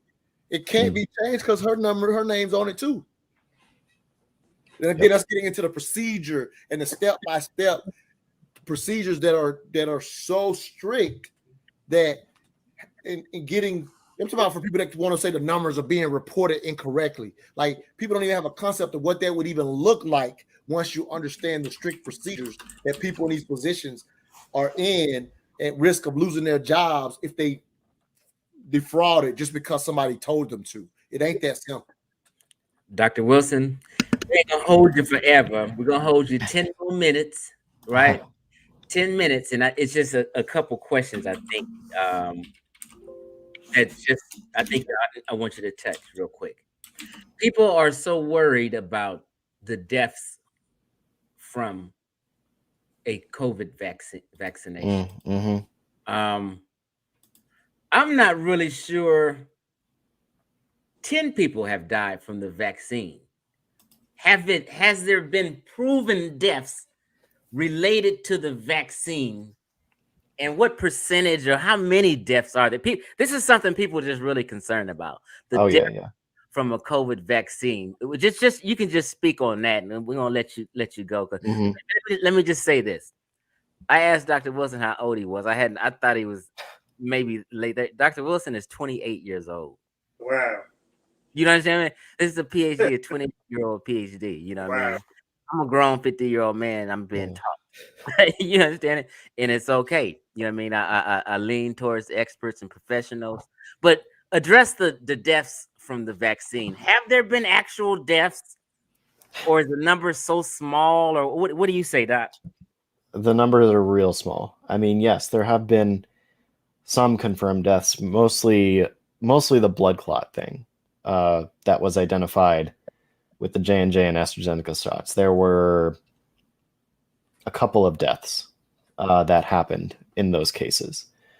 Other than that, it's been really hard to actually positively identify, like causally link a death with a vaccine. And that's despite the billions of doses that are being given. So the numbers are just really, really small. If there were lots of deaths, we would know about it because we knew about the really rare blood clots. The mitochondria, we know about those. What was that? I'm saying another example was the heart populations. Yeah, myocarditis. We know those numbers. We know those numbers, but we don't know the death numbers. Like, it don't make sense. Yeah, and the myocarditis is almost always mild, resolves on its own, and in a lot of cases, it's not actually clear whether or not the vaccine caused it, because myocarditis can be caused by lots of different things, and you have to ask the question, with millions of people getting vaccinated all at once, and people have people notice something in their body and they're like, oh, what was that? I need to go get that checked out. When if it was a normal year, they would be like, oh, well, what was that? That was weird. That you do have to consider that. You have to consider the kind of situation we're in, where everyone's getting vaccinated. It's under a microscope. People are thinking a lot about it, noticing things they might not normally notice. But anyway, what people usually cite are the VAERS numbers, the Vaccine Adverse Event Reporting System. People usually cite those numbers as in, like, I've seen some people in the chat here do it, saying that 100,000 people, whatever, have been killed or hurt by the vaccine. Those are VAERS numbers. They are not verified at all. I mean, there are VAERS reports, literally, where people will submit a report saying, I took this vaccine and then experienced gay. I got turned gay by the vaccine. Like, the report literally says that. That's not real. That's just someone writing up someone trolling. There's a submission where someone said they turned into the Incredible Hulk from a vaccine. It's a passive reporting system. It's not verifying the reports that are given to it. That didn't happen. Nobody turned into the Hulk? No, sorry. That's what the bear says, Chief Ed. The bear said it. Right. It's what VAERS is for. It's for people, anybody in the public, to report events. Now, this can be members of the general public. It can be doctors. Doctors are required to report adverse events to VAERS. Right. Or it could be lawyers looking to make a submission that they can reference in their court case. That happens too. But anyway, what it's there for is for experts to look at the data, see trends. Like, they see, okay, there are lots of reports coming in for this.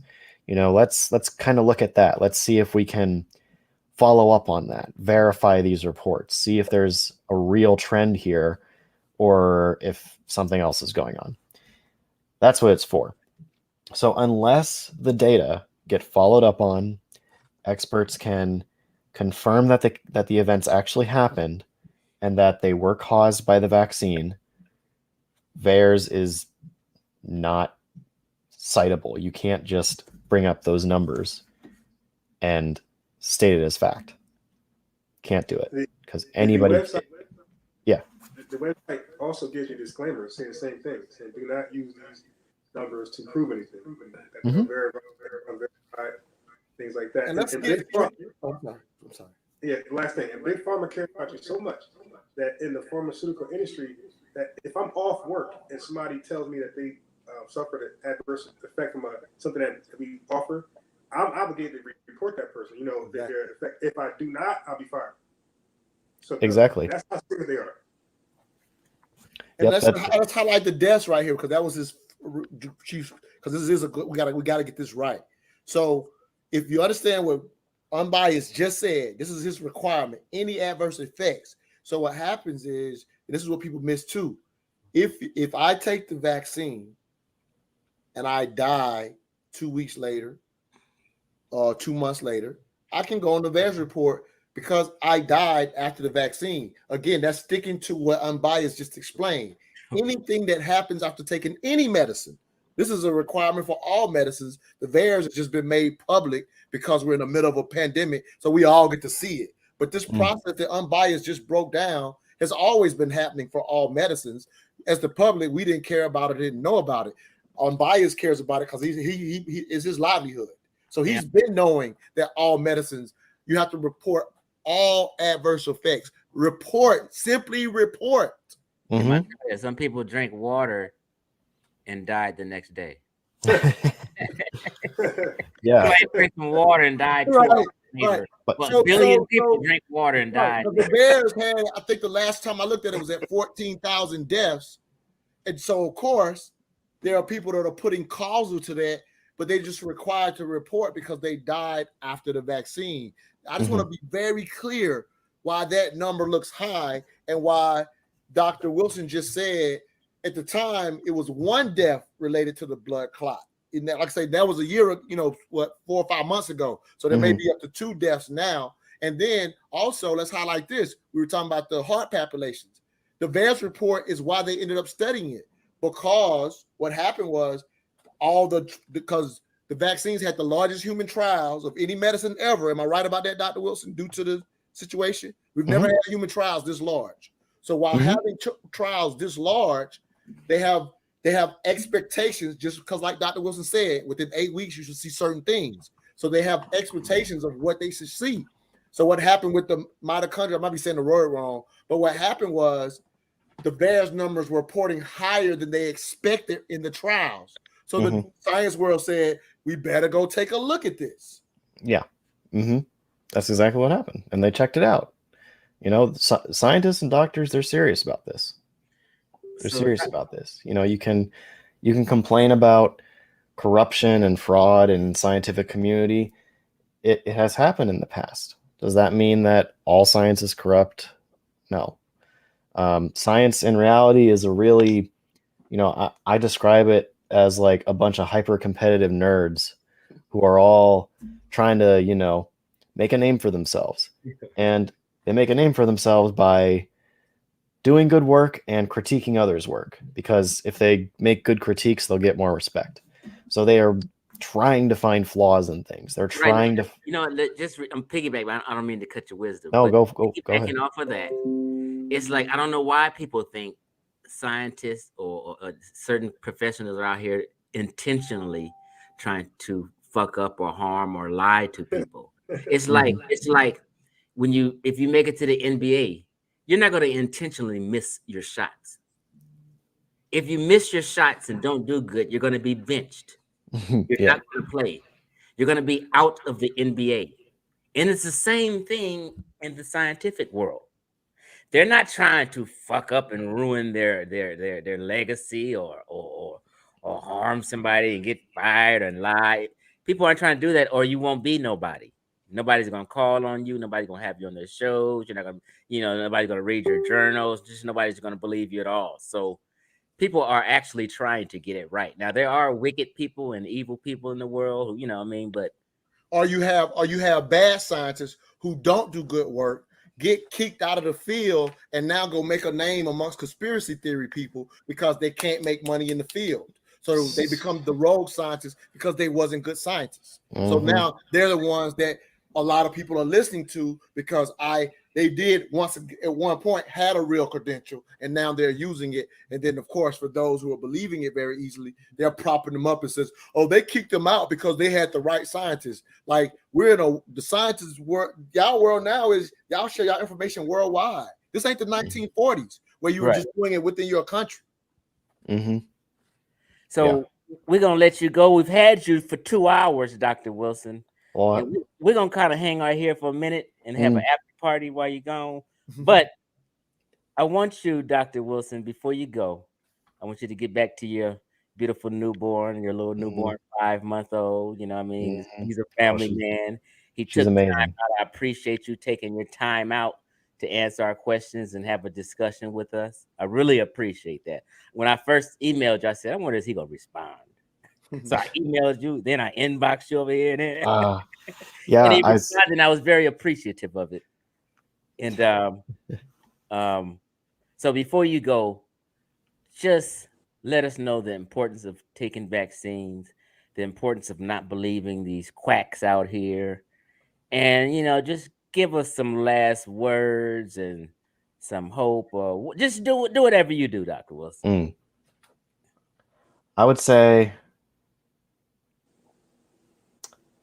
if you were to have someone that you love who got sick with COVID and you lost them, you lost someone you love to COVID, and you're thinking to yourself, how could this have been prevented? Well, that person who you lost, they got COVID from someone. If that person who passed COVID on to them was doing things to prevent the chances of them spreading COVID around, like getting vaccinated, wearing a mask, being careful, then maybe your loved one would still be there. And so if you would want that person to take those actions to protect your loved one, then why wouldn't you do the same thing to help out someone else? That's why I'm vaccinated. That's why I still wear a mask. I'm careful. I do what I can to protect not only myself, but my daughter who can't be vaccinated. So we all have people around us who are vulnerable that we love. Do your best to protect them. It's public health. It's not gonna hurt you, these things. So small things can make a difference. One thing I forgot to ask you. What do you think about Dr. Sebi? Dr. Sebi. Oh, I haven't read too much about him, to be honest. I heard a lot about him when he was alive, and he's passed away now. But the stuff I heard from him was kind of wacky. I remember him talking about eating certain colors of food, doing something.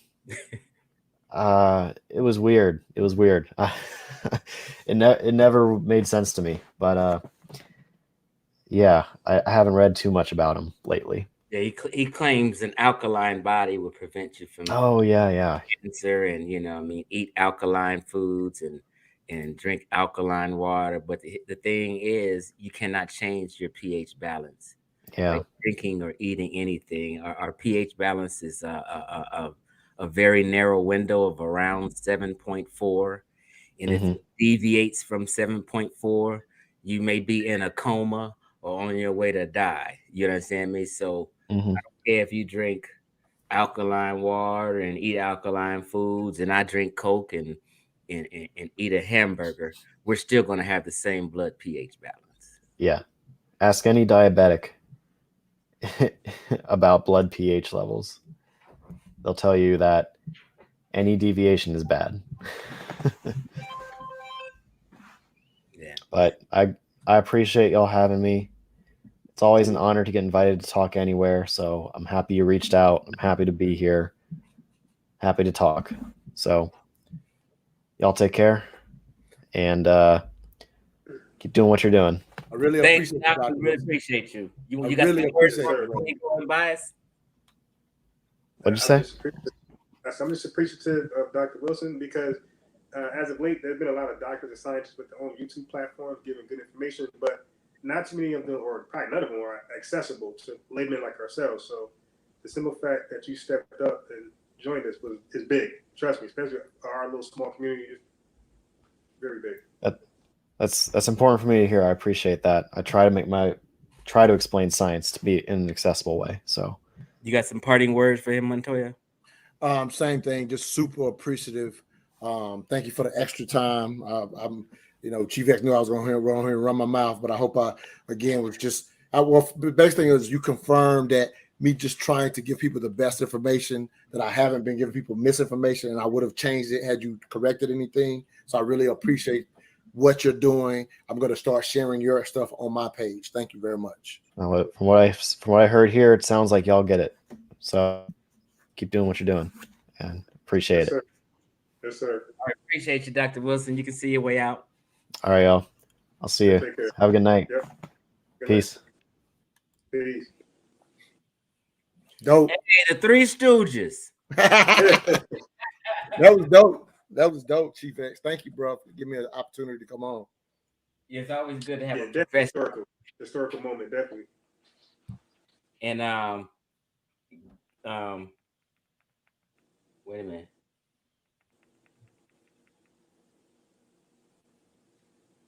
Now wait a minute. Why this ain't playing right? Hold on, y'all. Don't go nowhere.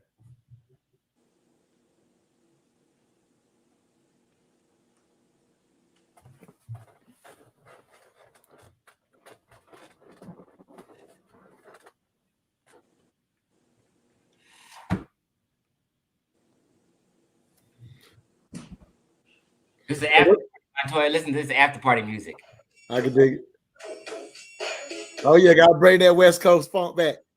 Wait a minute.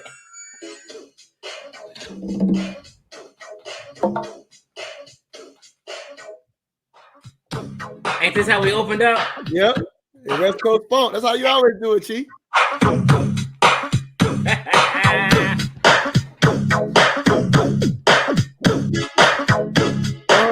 Don't hurt him, Chief. Don't hurt him, Chief. Don't hurt him, Chief.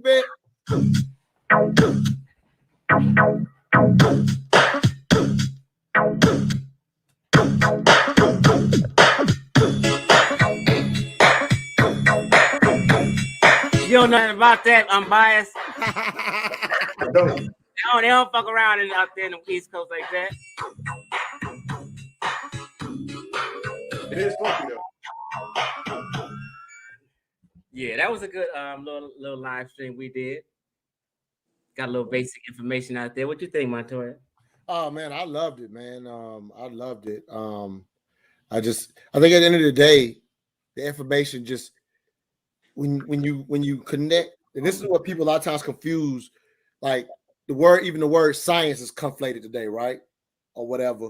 And so people think, like myself and even you sometimes, Chief X, the way that they think we're using science from the standpoint of relying on people, and don't understand that we're typically just talking about science from a methodology standpoint.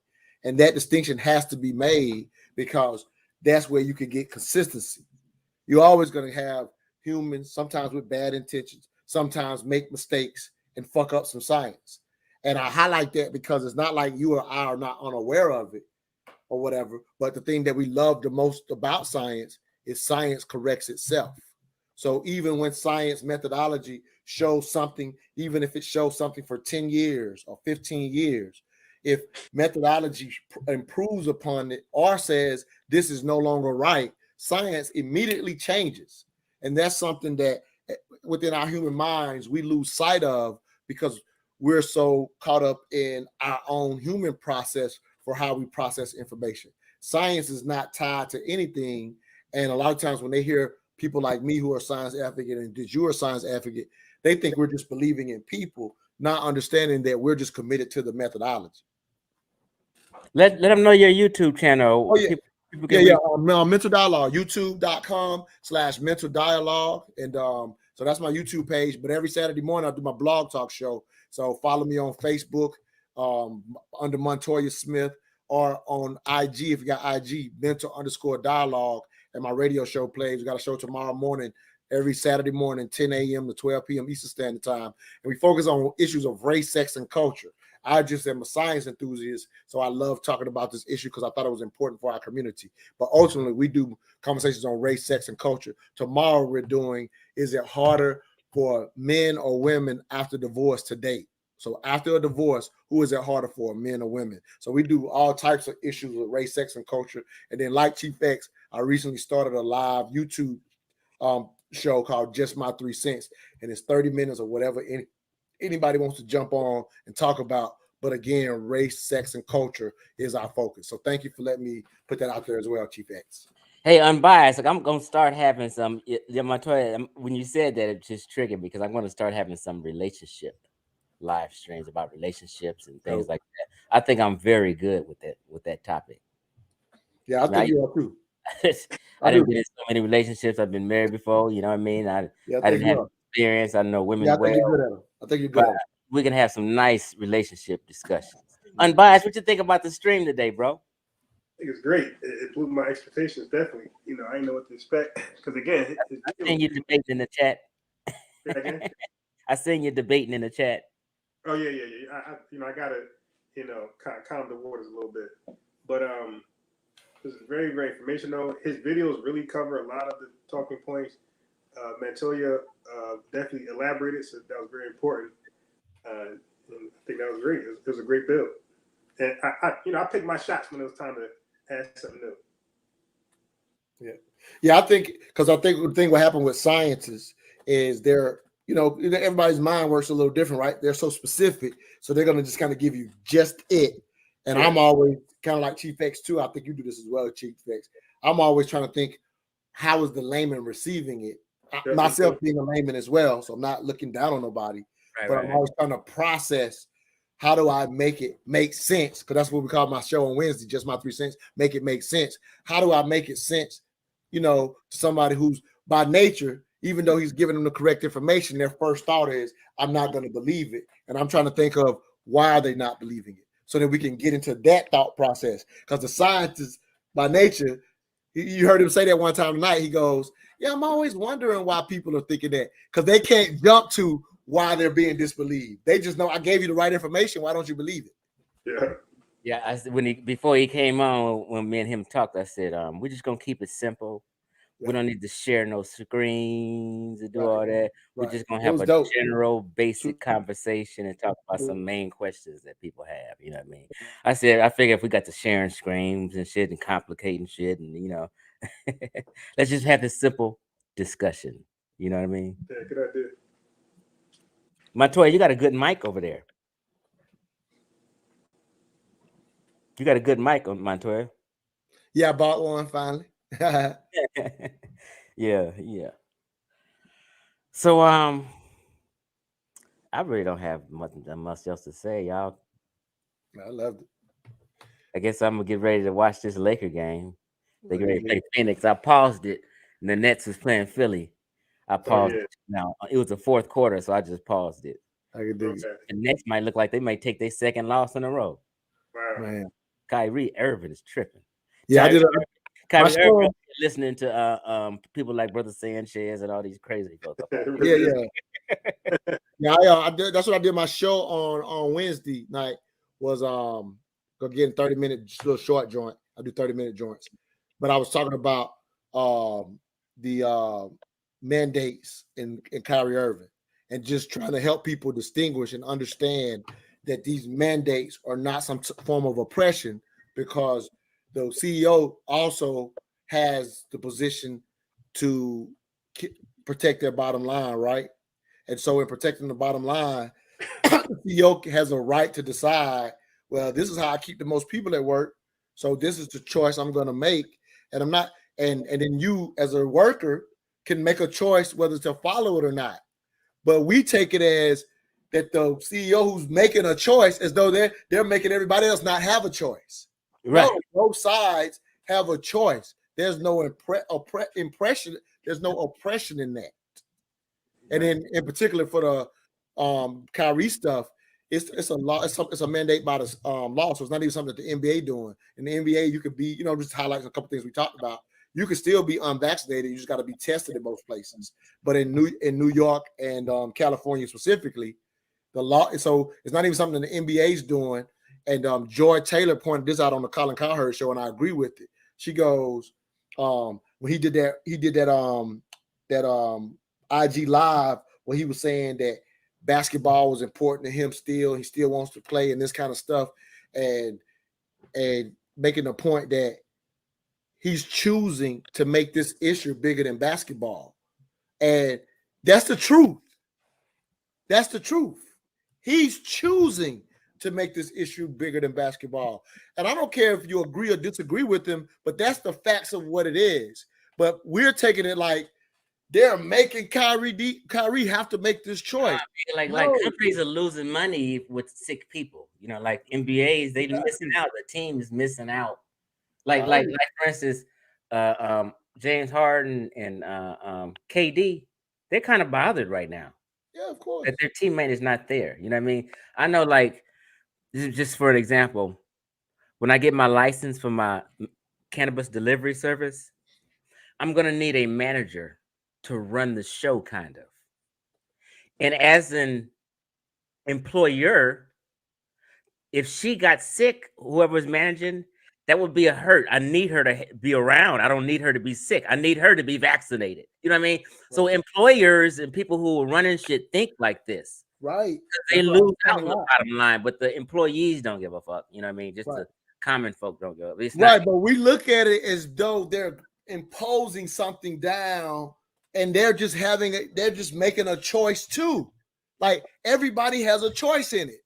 It's not no impose in this situation. Like that's the reality, whether people want to look at it that way. The reality is there's a choice. And here's the other thing. For any company that has a bunch of employees like a Delta who made this choice way before the government mandated anything, like a Delta, because they one of the first ones to put a mandate on their people, right? Well, if the vaccine was putting people at risk of being out, they wouldn't be putting this mandate. Like, you understand what I'm saying? Like if the vaccine was actually hurting people like people are saying it is or could, then there wouldn't be no mandates if the risk was similar. Like once, like on the live, a few of my listeners, I saw them making comments. A few of my listeners, I brought them over here with us, and one of my live friends was talking about we're not being honest about all the people that the vaccines are hurting. And I'm like, well, if it was hurting this many people, you wouldn't see these mandates, right? Because the NBA would be just as worried about all the people that's hurt from the vaccine as it's hurt from the virus. That's a good point. That's a good point, because if you're hurt from the vaccine, you can't play. Right. And I like to be clear. I'm not saying that 0 people are hurt by the vaccine. That's not what I'm saying.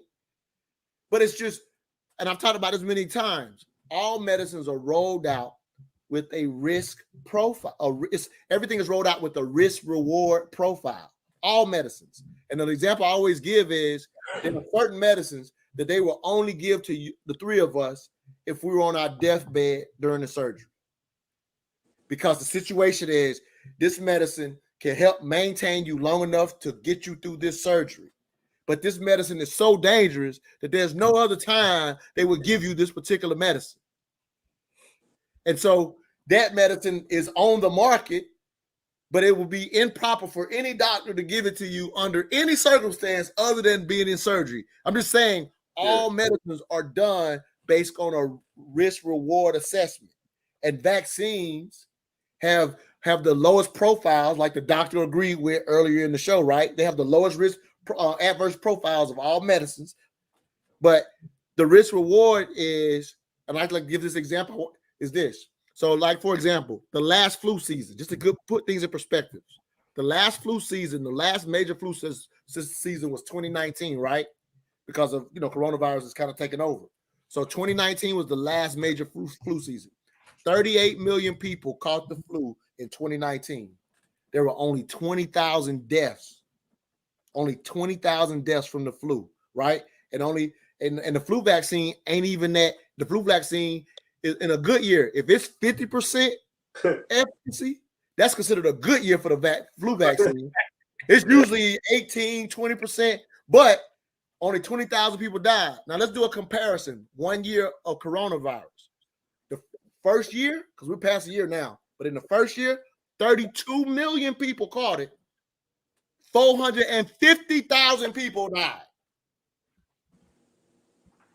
So now you have a reason, a risk-reward proposition for a vaccine. So while there will be people that have bad adverse effects even from vaccines, what is that number compared to the reward of saving 450,000 people? And here's the other reality for people that demonize the CDC. if the CDC literally just let 450,000 people die, we would be going, what the fuck is the CDC doing? Right. Right. Well, CDC, what the fuck is wrong with you? If they just say we ain't gonna do shit, we would go, our CDC has went wrong. They ain't shit. People need to get ever. To be real about it, people just need to really just get on their knees and bow down and thank the CDC, the FDA, and all these organizations. You know what I mean? Everybody listening to me got food in their refrigerator and their closet right now, approved by the FDA. Currently, the FDA saved 1 billion lives. Hey, currently, I think it's in the, I don't know what region it is, but literally there's a salmonella outbreak somewhere in the country right now. I don't know what region it is. I just saw this about a week and a half ago. There's a salmonella outbreak. 450 people that caught salmonella. I'm talking about, why do I know the number as a layman? Because that's how thorough our FDA is. They know about 450 people, and right now they're trying to figure out the origins. So I'm just showing you how. So you telling me an organization that's trying to figure out the origins of the salmonella so they can control it. Them same motherfuckers is now gonna give me a vaccine and kill me. Them motherfuckers. Hey, 2 months ago, I don't know if this happened in California, Chief X, but about 2 to 4 months ago, I couldn't even get no ketchup at McDonald's because there was a tomato issue a couple of months ago. I don't know if that happened in California. Right. But I pointed this out on another video. You're telling me the same organization that I can go to McDonald's can't get no ketchup because they worried about some ketchup killing me? It's gonna be the same organization that rolled out a vaccine to kill me. Right. I couldn't get no vaccine at McDonald's like a few months ago because they had an issue with tomatoes. They be recalling food. Right. Y'all ain't thankful that they recalled food and then you didn't go buy that shit they recalled and die. I mean, like, right. We couldn't get ketchup in McDonald's, Chief X. That's the same organization that's gonna kill me with a vaccine. You see what I'm saying? They're trying to save me from some ketchup, but they're gonna kill me with a vaccine. There's no benefit in killing you or harming you or making you sick at all. The NBA, NFL, everybody gonna lose money. If they trying to kill me, money? Check it out. If they're gonna kill me, they need you healthy, sitting up, watching the game. Hell yeah. Buying the gear. Right. You can't buy no gear. You can't spend no money. You know what I mean? When you sick, ain't nobody wants you sick. In order, the country the world runs off the economy, making money. And the more humans, the more money made. Sick people and dead people are not spending money. Exactly. It's nobody trying to kill or harm you people. Hey, again, there's life expectancy has went up every year since 1922 until last year. Well, now let me be specific in the United States. I like to give people correct information. About 3 or 4 years ago, we were having a 0.1 drop in life expectancy. That happened 3 years in a row. The scientists that care about that, they were going crazy about that, trying to figure out why there was a 0.1 drop in life expectancy 3 years in a row. They literally, the nerdy motherfuckers, they literally been trying to study and find out what the fuck is going on with a point, because for almost 100 years, it had never dropped. So they were worried about it when it was 0.1. This past year, it was a full whole year drop in life expectancy. But they know why this year. They know why it is this year. They still didn't figure out why there was a 0.1 drop a few years back. They were still trying to figure out what the hell was causing that.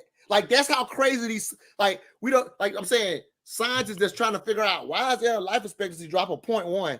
Now, a couple years later, coronavirus hit, and them same people is going to be on some, we don't give a fuck that the shit dropped a year. Like it don't make sense to understand how nerdy these scientists are. They so nerdy, they don't give a shit what the governments are saying. Fauci does, but we ain't talking about Fauci, Chief Ed. We talking about the nerdy motherfuckers that's trying to make a name for themselves in their field. Right. Not the scientists tied to the government. We ain't talking about them.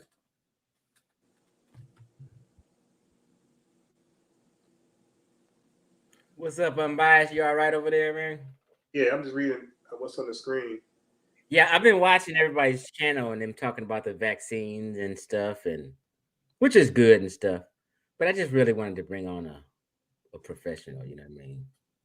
You know, I don't have answers to all these questions. Montoya and both of y'all seem very enlightened and informed about this vaccine topic. I've been Way, studying the fuck out of way it. more than I am. But it's still always good to have a professional on and Of course.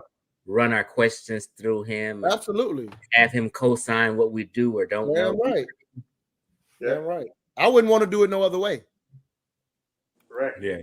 Yeah, I wouldn't want to do it no other way. When I was telling people when I start my YouTube and stuff, when I start YouTube, in which I started, you know. Yeah, you're doing good with it, man. Shout out I'm to going you. to have professionals on. I'm going to have credentialed people on. I think we just have too many running off at the mouth people who's not qualified talking about shit, you know. Right. You know that's how I do my show. I don't do I don't have a professional. I don't do the show. If it's not every topic, but a show that needs a professional, I won't do the show unless I have one. You know what I'm saying? Like sometimes relationship stuff, I don't. But well, I'm not trying to be the smartest man in the room. Hell no. I'm not on that trip. Hell no. I got y'all. Let me show y'all how. I'm not that kind of cat. Hell no. See, some of these cats think they multi-geniuses. Right. You know about every fucking topic. Uh-huh. You're a master of all. Which is crazy. Well, what happens is, I mean, perpetual struggle is a hustle. So they put themselves in that position to make the money the way they know how to make money. You know what I'm saying? Because, people always lose sight of. They always talk about the money that's made with the vaccines, but don't really understand there's big money in conspiracy. Big money in that. Always has been, but more than ever now with the advent of YouTube and social media. There's always been money. I used to be like Dr. Wilson said in my early 20s. I think you said the same thing in your past, Chief X. I was a huge conspiracy guy in my early 20s.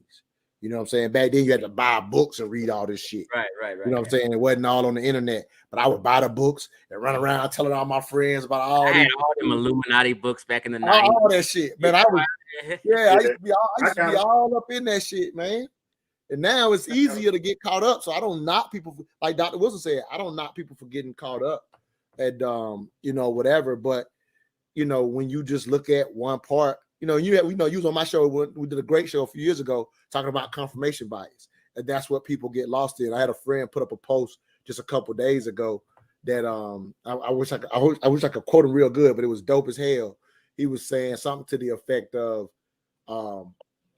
like how we allow our confirmation bias to determine like how smart we are, and basically just point out how dumb it is to, to equate your smartness to only listen to what you already agree with. Like that's the opposite of being smart, actually. Yeah. Yeah, well, I'm proud to say through conversations of people who was vaccine hesitant, a large part of them, when they got vaccinated, I think a large part of my coworkers started talking that foolishness in the break room, and I was like to myself. But once I heard the information, I snapped. Oh, what's going on here? And I set them straight, and I stayed on them. And I think everybody's vaccinated there. And yeah, I get a lot of inboxes, people getting vaccinated. I've been for the whole year. That's why I keep with it. But mainly, like I said, I'm not caught up in changing people's mind who are putting out misinformation on. I don't like those people because they're doing it intentionally. I don't like them, but I don't care about them. It's just a matter of some people, especially older people, they just needed to hear the correct information. And I've been able to do that very successfully myself where I'm from, where older people literally were scared to get it. I don't argue with them. I just share with them information they hadn't heard and they get it. Yeah, some people say that they're not anti-vax or pro-vax. I'm totally pro-vaccine. Yeah, me too. Once they say that, they're anti-vax. Yeah, some people say they're not pro-vax or anti-vax, but I'm totally. That's what all anti-vaxxers say. Well, right. Most of the anti-vaxxers do say that. But I'm totally pro-vax. I'm pro-vaccine. So like it's not. People got short memories. It's not just about the coronavirus. Correct. We have other vaccines that have done well to humanity. And the reason why you don't see people walking around crippled and shit with polio all in Africa and America is because vaccine eradicated that shit. Exactly. Why would I be against that? Why would I be against people eradicating polio? My kids ain't never had no mumps, measles, and chicken pox like that.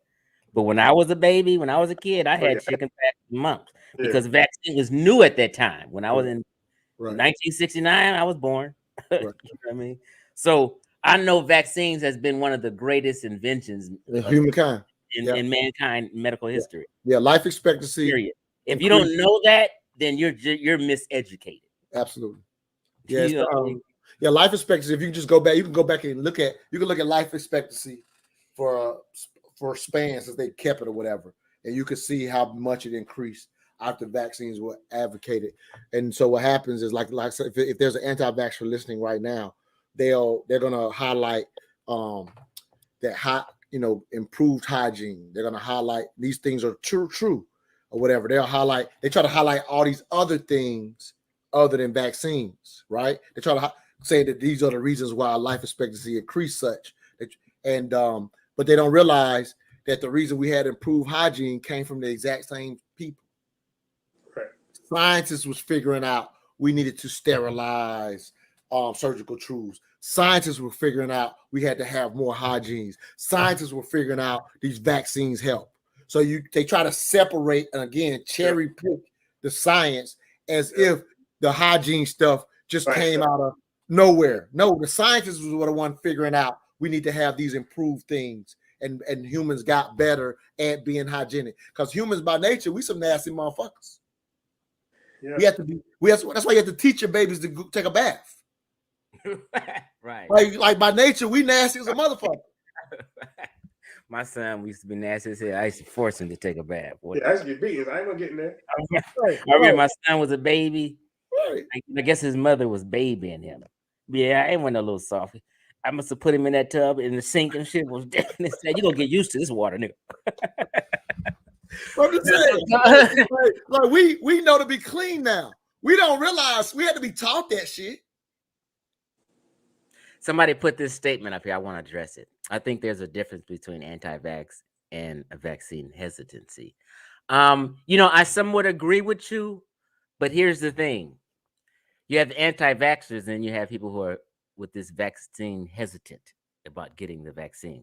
But you have to understand the only reason that they're hesitant is because they've been listening to the anti-vaxxers. Right, which make them anti-vaxxers. No, it doesn't make them anti-vaxxer. We got to be fair to them. Well, and the anti-vaxxers. We don't want to call it. We don't want to call. I agree. We want to be correct. What T-Rex is saying. They are different, but Chief X is speaking to the reason why they're hesitant. But don't call them anti-vaxxers. That's not fair to them. That's not fair. Okay. Because the anti-vaxxers are often they're the intentional misinformation of people. Some of them, they know better and lie. The vaccine hesitants actually believe the bullshit. Right. They've been listening to anti-vaxxers. And who are intentional in their lying. In other words, people prefer entertainment. You know what I mean? So people in their research, they will prefer to listen to. Sometimes I say they prefer to listen to someone who's less educated than someone who's more educated. Yeah. Something. You get what I'm saying? Yeah. Well, the more educated person typically is going to speak above in general. Like most scientists. Most scientists they're not as good as Dr. Wilson, being real cool and laid back and layman with it. You know what I'm saying? The scientific mind. If you studied all this shit, you can't wait. Oh, you gonna have me on your show? They can't wait to tell you a bunch of scientific shit. You know what I'm saying? So they're telling it in a way that's above our understanding quite often. So yeah, you're gonna prefer the cat that's catering to your fears and sounding like you know what he's talking about, versus the scientist who doesn't know how to cater to you and just speaks above your head. It's all I made sure to tell the doc, let's just keep the language. Yeah, perfect. Yeah. Oh, let's keep the language simple. Yeah, okay, you're not talking to a crowd of other scientists. Like on his show, on his page, he has other scientists. It makes sense. Then so he may use a different language. Absolutely. But that may be over my audience's head. I said, let's keep it basic and general conversation. There seems to be a pattern with people who are vaccine hesitant. And when you go to ask them different questions, like what I do is I say, how you feel about the government? A lot of them seem to be anti-government. Or how you feel about white folks? A lot of them hate white folks. So there's like a little pattern when you're vaccine hesitant. Other thoughts seem to be consistent with these same people. That makes sense.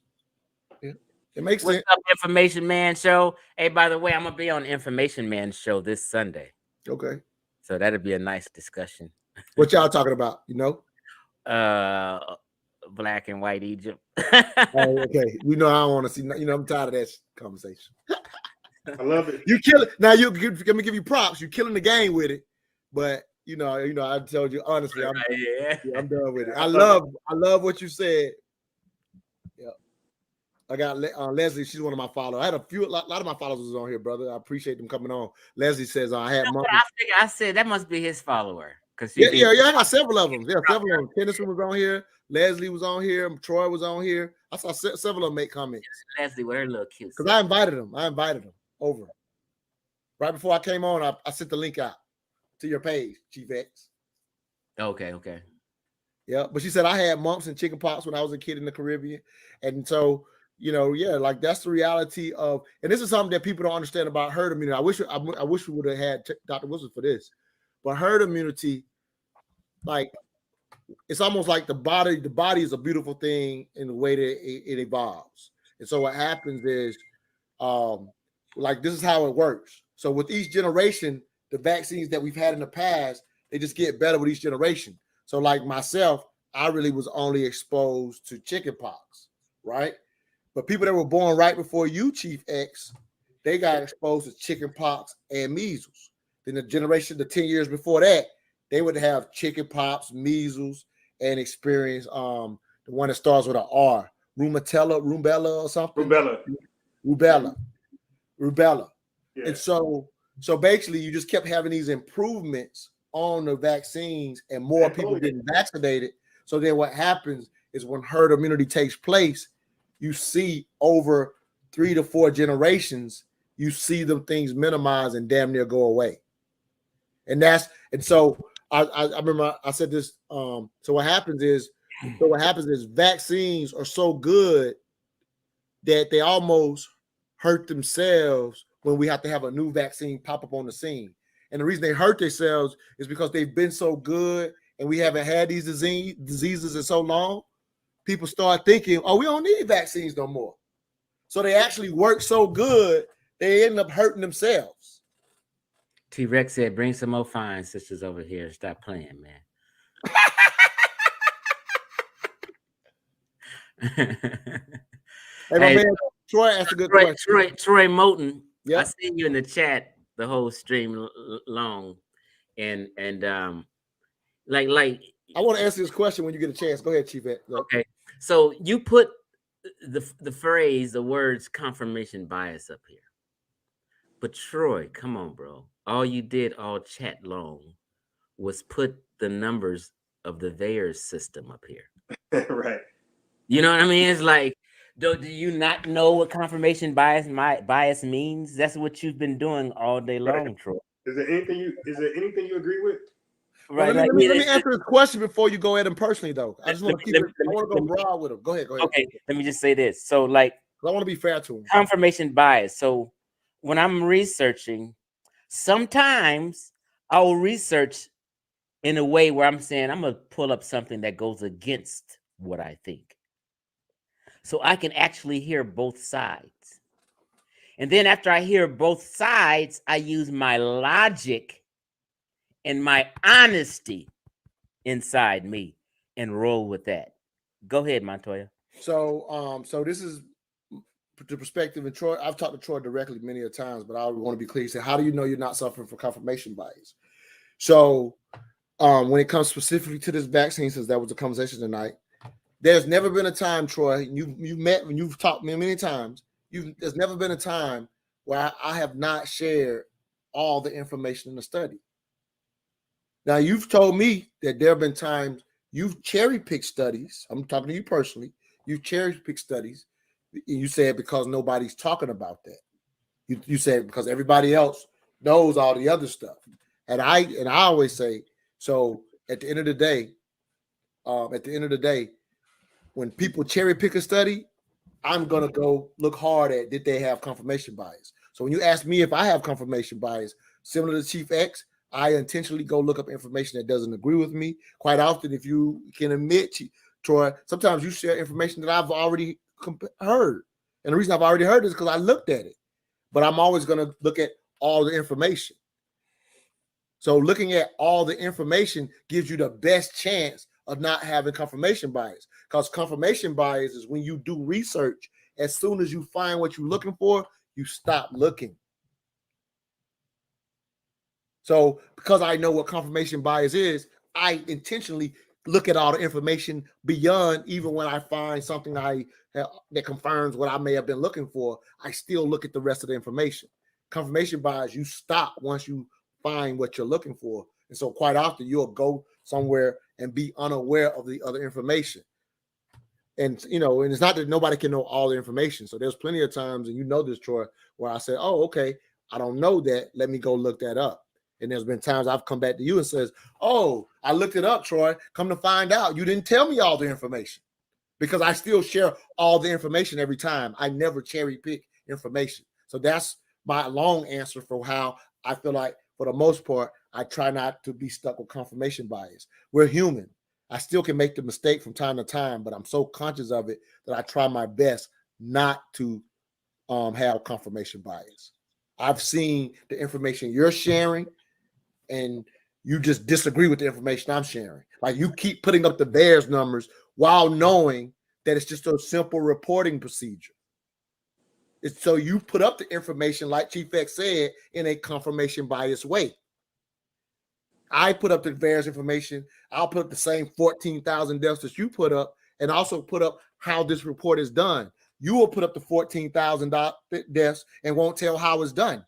So you're using confirmation bias to report the information. I report the information as is. I don't change it. I don't say it's something that it's not. I report the information as is. So you saying you saying he know about the VAERS system? I know he knows, so but he always reports it as if it's causal. So he was intentionally miseducating Black people.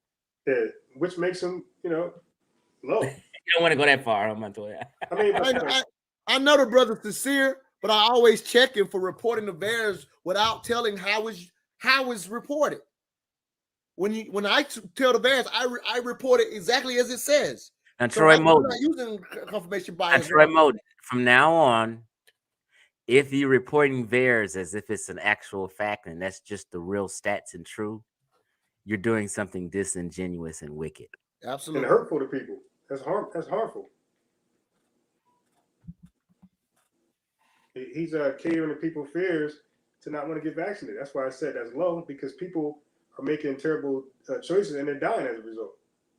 And here's the challenge I make to people like Troy is, okay, so they always focus on corruption and that the numbers are incorrect, because neither myself or Chief X, because when it comes to any numbers, even scientifically when done, we're never saying that the numbers are 100%. That's not what we're saying. But here's the challenge that they can never accept. When I say, well, show me your studies that have been put through the methodology, the correct methodology that shows otherwise. And so they give these big assumptions about, well, there's one doctor, there's always a minority, it's always a minority opinion. There's one doctor that says, oh, it might be 5 times that. Okay. So basically, if you're saying the numbers we're saying are wrong, but you don't have no numbers to back up what you're saying either. So now it could just be whatever the fuck people want it to be. I'm never going to live in that world. I'm never going to live in a world where you just constantly tell me the numbers that we can all go look at that are out there publicly, scientifically. You can't just tell me they're wrong and then don't show me your methodology for why they're wrong. If you can't show me that, we ain't got shit to go by. Yeah. Yeah, we're gonna get up out of here, Montoya and Unbiased. Go ahead and watch this Laker game. For sure. Everybody subscribe to Mental Dialogue. Montoya Smith. Unbiased Sports has his YouTube channel. That's the name of it. Right? Correct, Unbiased? Yeah. Matter of fact, I'm gonna put it in the chat real quick. Can I do that before we go? Yes, sir. But hey, and listeners and followers, I really appreciate you listening, following. Feel free to drop a Cash App if you like. and spending this Friday evening with us. Yeah. Hey, can you put? I guess it's in the private chat. I don't know if you can put it in the group chat for me real quick, Chief X, before we go. It looks like it's only to the two of you. I don't know if you can put it in the group chat. And I'm putting for tomorrow's show. Divorce, is it harder for men or women after divorce to date? That's tomorrow's show. So I'm putting that in the link to that in the group, in the private chat. Can you put it in the group chat for me, Chief X, before we go? Let me see. I just put it in the private chat. I don't know how to put it in the thing. Private chat? I'm not even familiar with a private chat. What the? Do you see any? Look over to your right and look at chat. Yeah, there's a red notification. Oh, okay. I see what you're saying. Can you cut and paste those into the public comments? Because I don't know how to do that. I think as a guest, I might not be able to do it as easy as you can. Okay, where it says chat, I don't see where you put anything. Do you? Oh man, it says I'm chatting with the host and other guests. Can you see it? Oh, the private chat. Okay, I see. So I want to put those in the public before we go. Because thank you for letting me come on and sharing with your group. Gotcha. So if you could just cut and paste those and put it out there on the public thing, I appreciate you, brother. Thank you so much for having me on, man. I know I'm going to talk y'all to death tonight. Nah, you definitely informational. Yeah, I needed both y'all. Love what you're doing with your YouTube and Chief X. I don't know if I told you that, but I definitely do. Yeah, I'm gonna make it grow some more, and now you doing your thing. Keep bringing on some more professionals. I can't wait till I get this policeman on, Montoya. Matter of fact, I'm gonna have you on when I have the policeman on. That'd be dope. I've done some dope shows with police officers. I've done like two.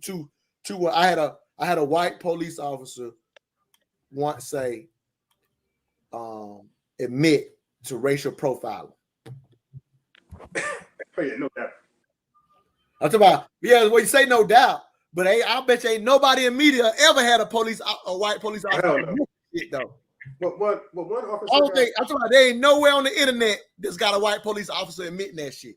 Now, Troy said, "Let him on." Troy, we about to close up. I would have let you on too. He gonna wait till we about to close up. Now he would have loved to have got on, but we closed up. He should have said that earlier. I sure would have sent you a link. Yeah, no doubt. It's all good. You ain't gonna miss my Laker game up tonight. I could dig it. I'm about to roll me a joint and get down. All right, appreciate you, Chief X. I'm gone. Yeah, I appreciate both of y'all. I gotta be ready for my show in the morning. Peace out. Hey, if you happen to wake up in time, I know you probably won't. I know. Catch the end of the show because you'll have some good thoughts on that. Is it harder for men or women to date after divorce? So if you happen to wake up, call in at the end of the show. You know, I may get up early. I'm just saying, if you do, call in real quick and say something. Go to bed early, and if I get up early, I'm gonna come on. Yeah, just call in real quick. The UFC event comes on tomorrow, and it comes on earlier than usual. Okay. So if you happen to catch it, just call in. Don't forget to press 1. Don't just call in. You got to press 1 so I know to let you on. What's up, T Ben? That's my homie T Ben. Would you say this is the type of discussion I can rock with? I'm not always looking for edutainment. Yeah, right. So yeah. So T Ben, I don't know if you missed or if you just came on, but we had Dr. Wilson. His YouTube channel is Debunk the Funk with Dr. Wilson. I think everybody should subscribe. And we had him on answering questions. So I brought a professional on. His response sounded like he might have been listening because he said it's a comment. It's something I can get with. It's not just an edutainment. So it sounds like he must have already listened. Because why else would he make that comment if he just jumped on? I always appreciate T Ben. Yeah, hey fellas, I'm out of here, man. All right, for sure. Unbiased, I'm out.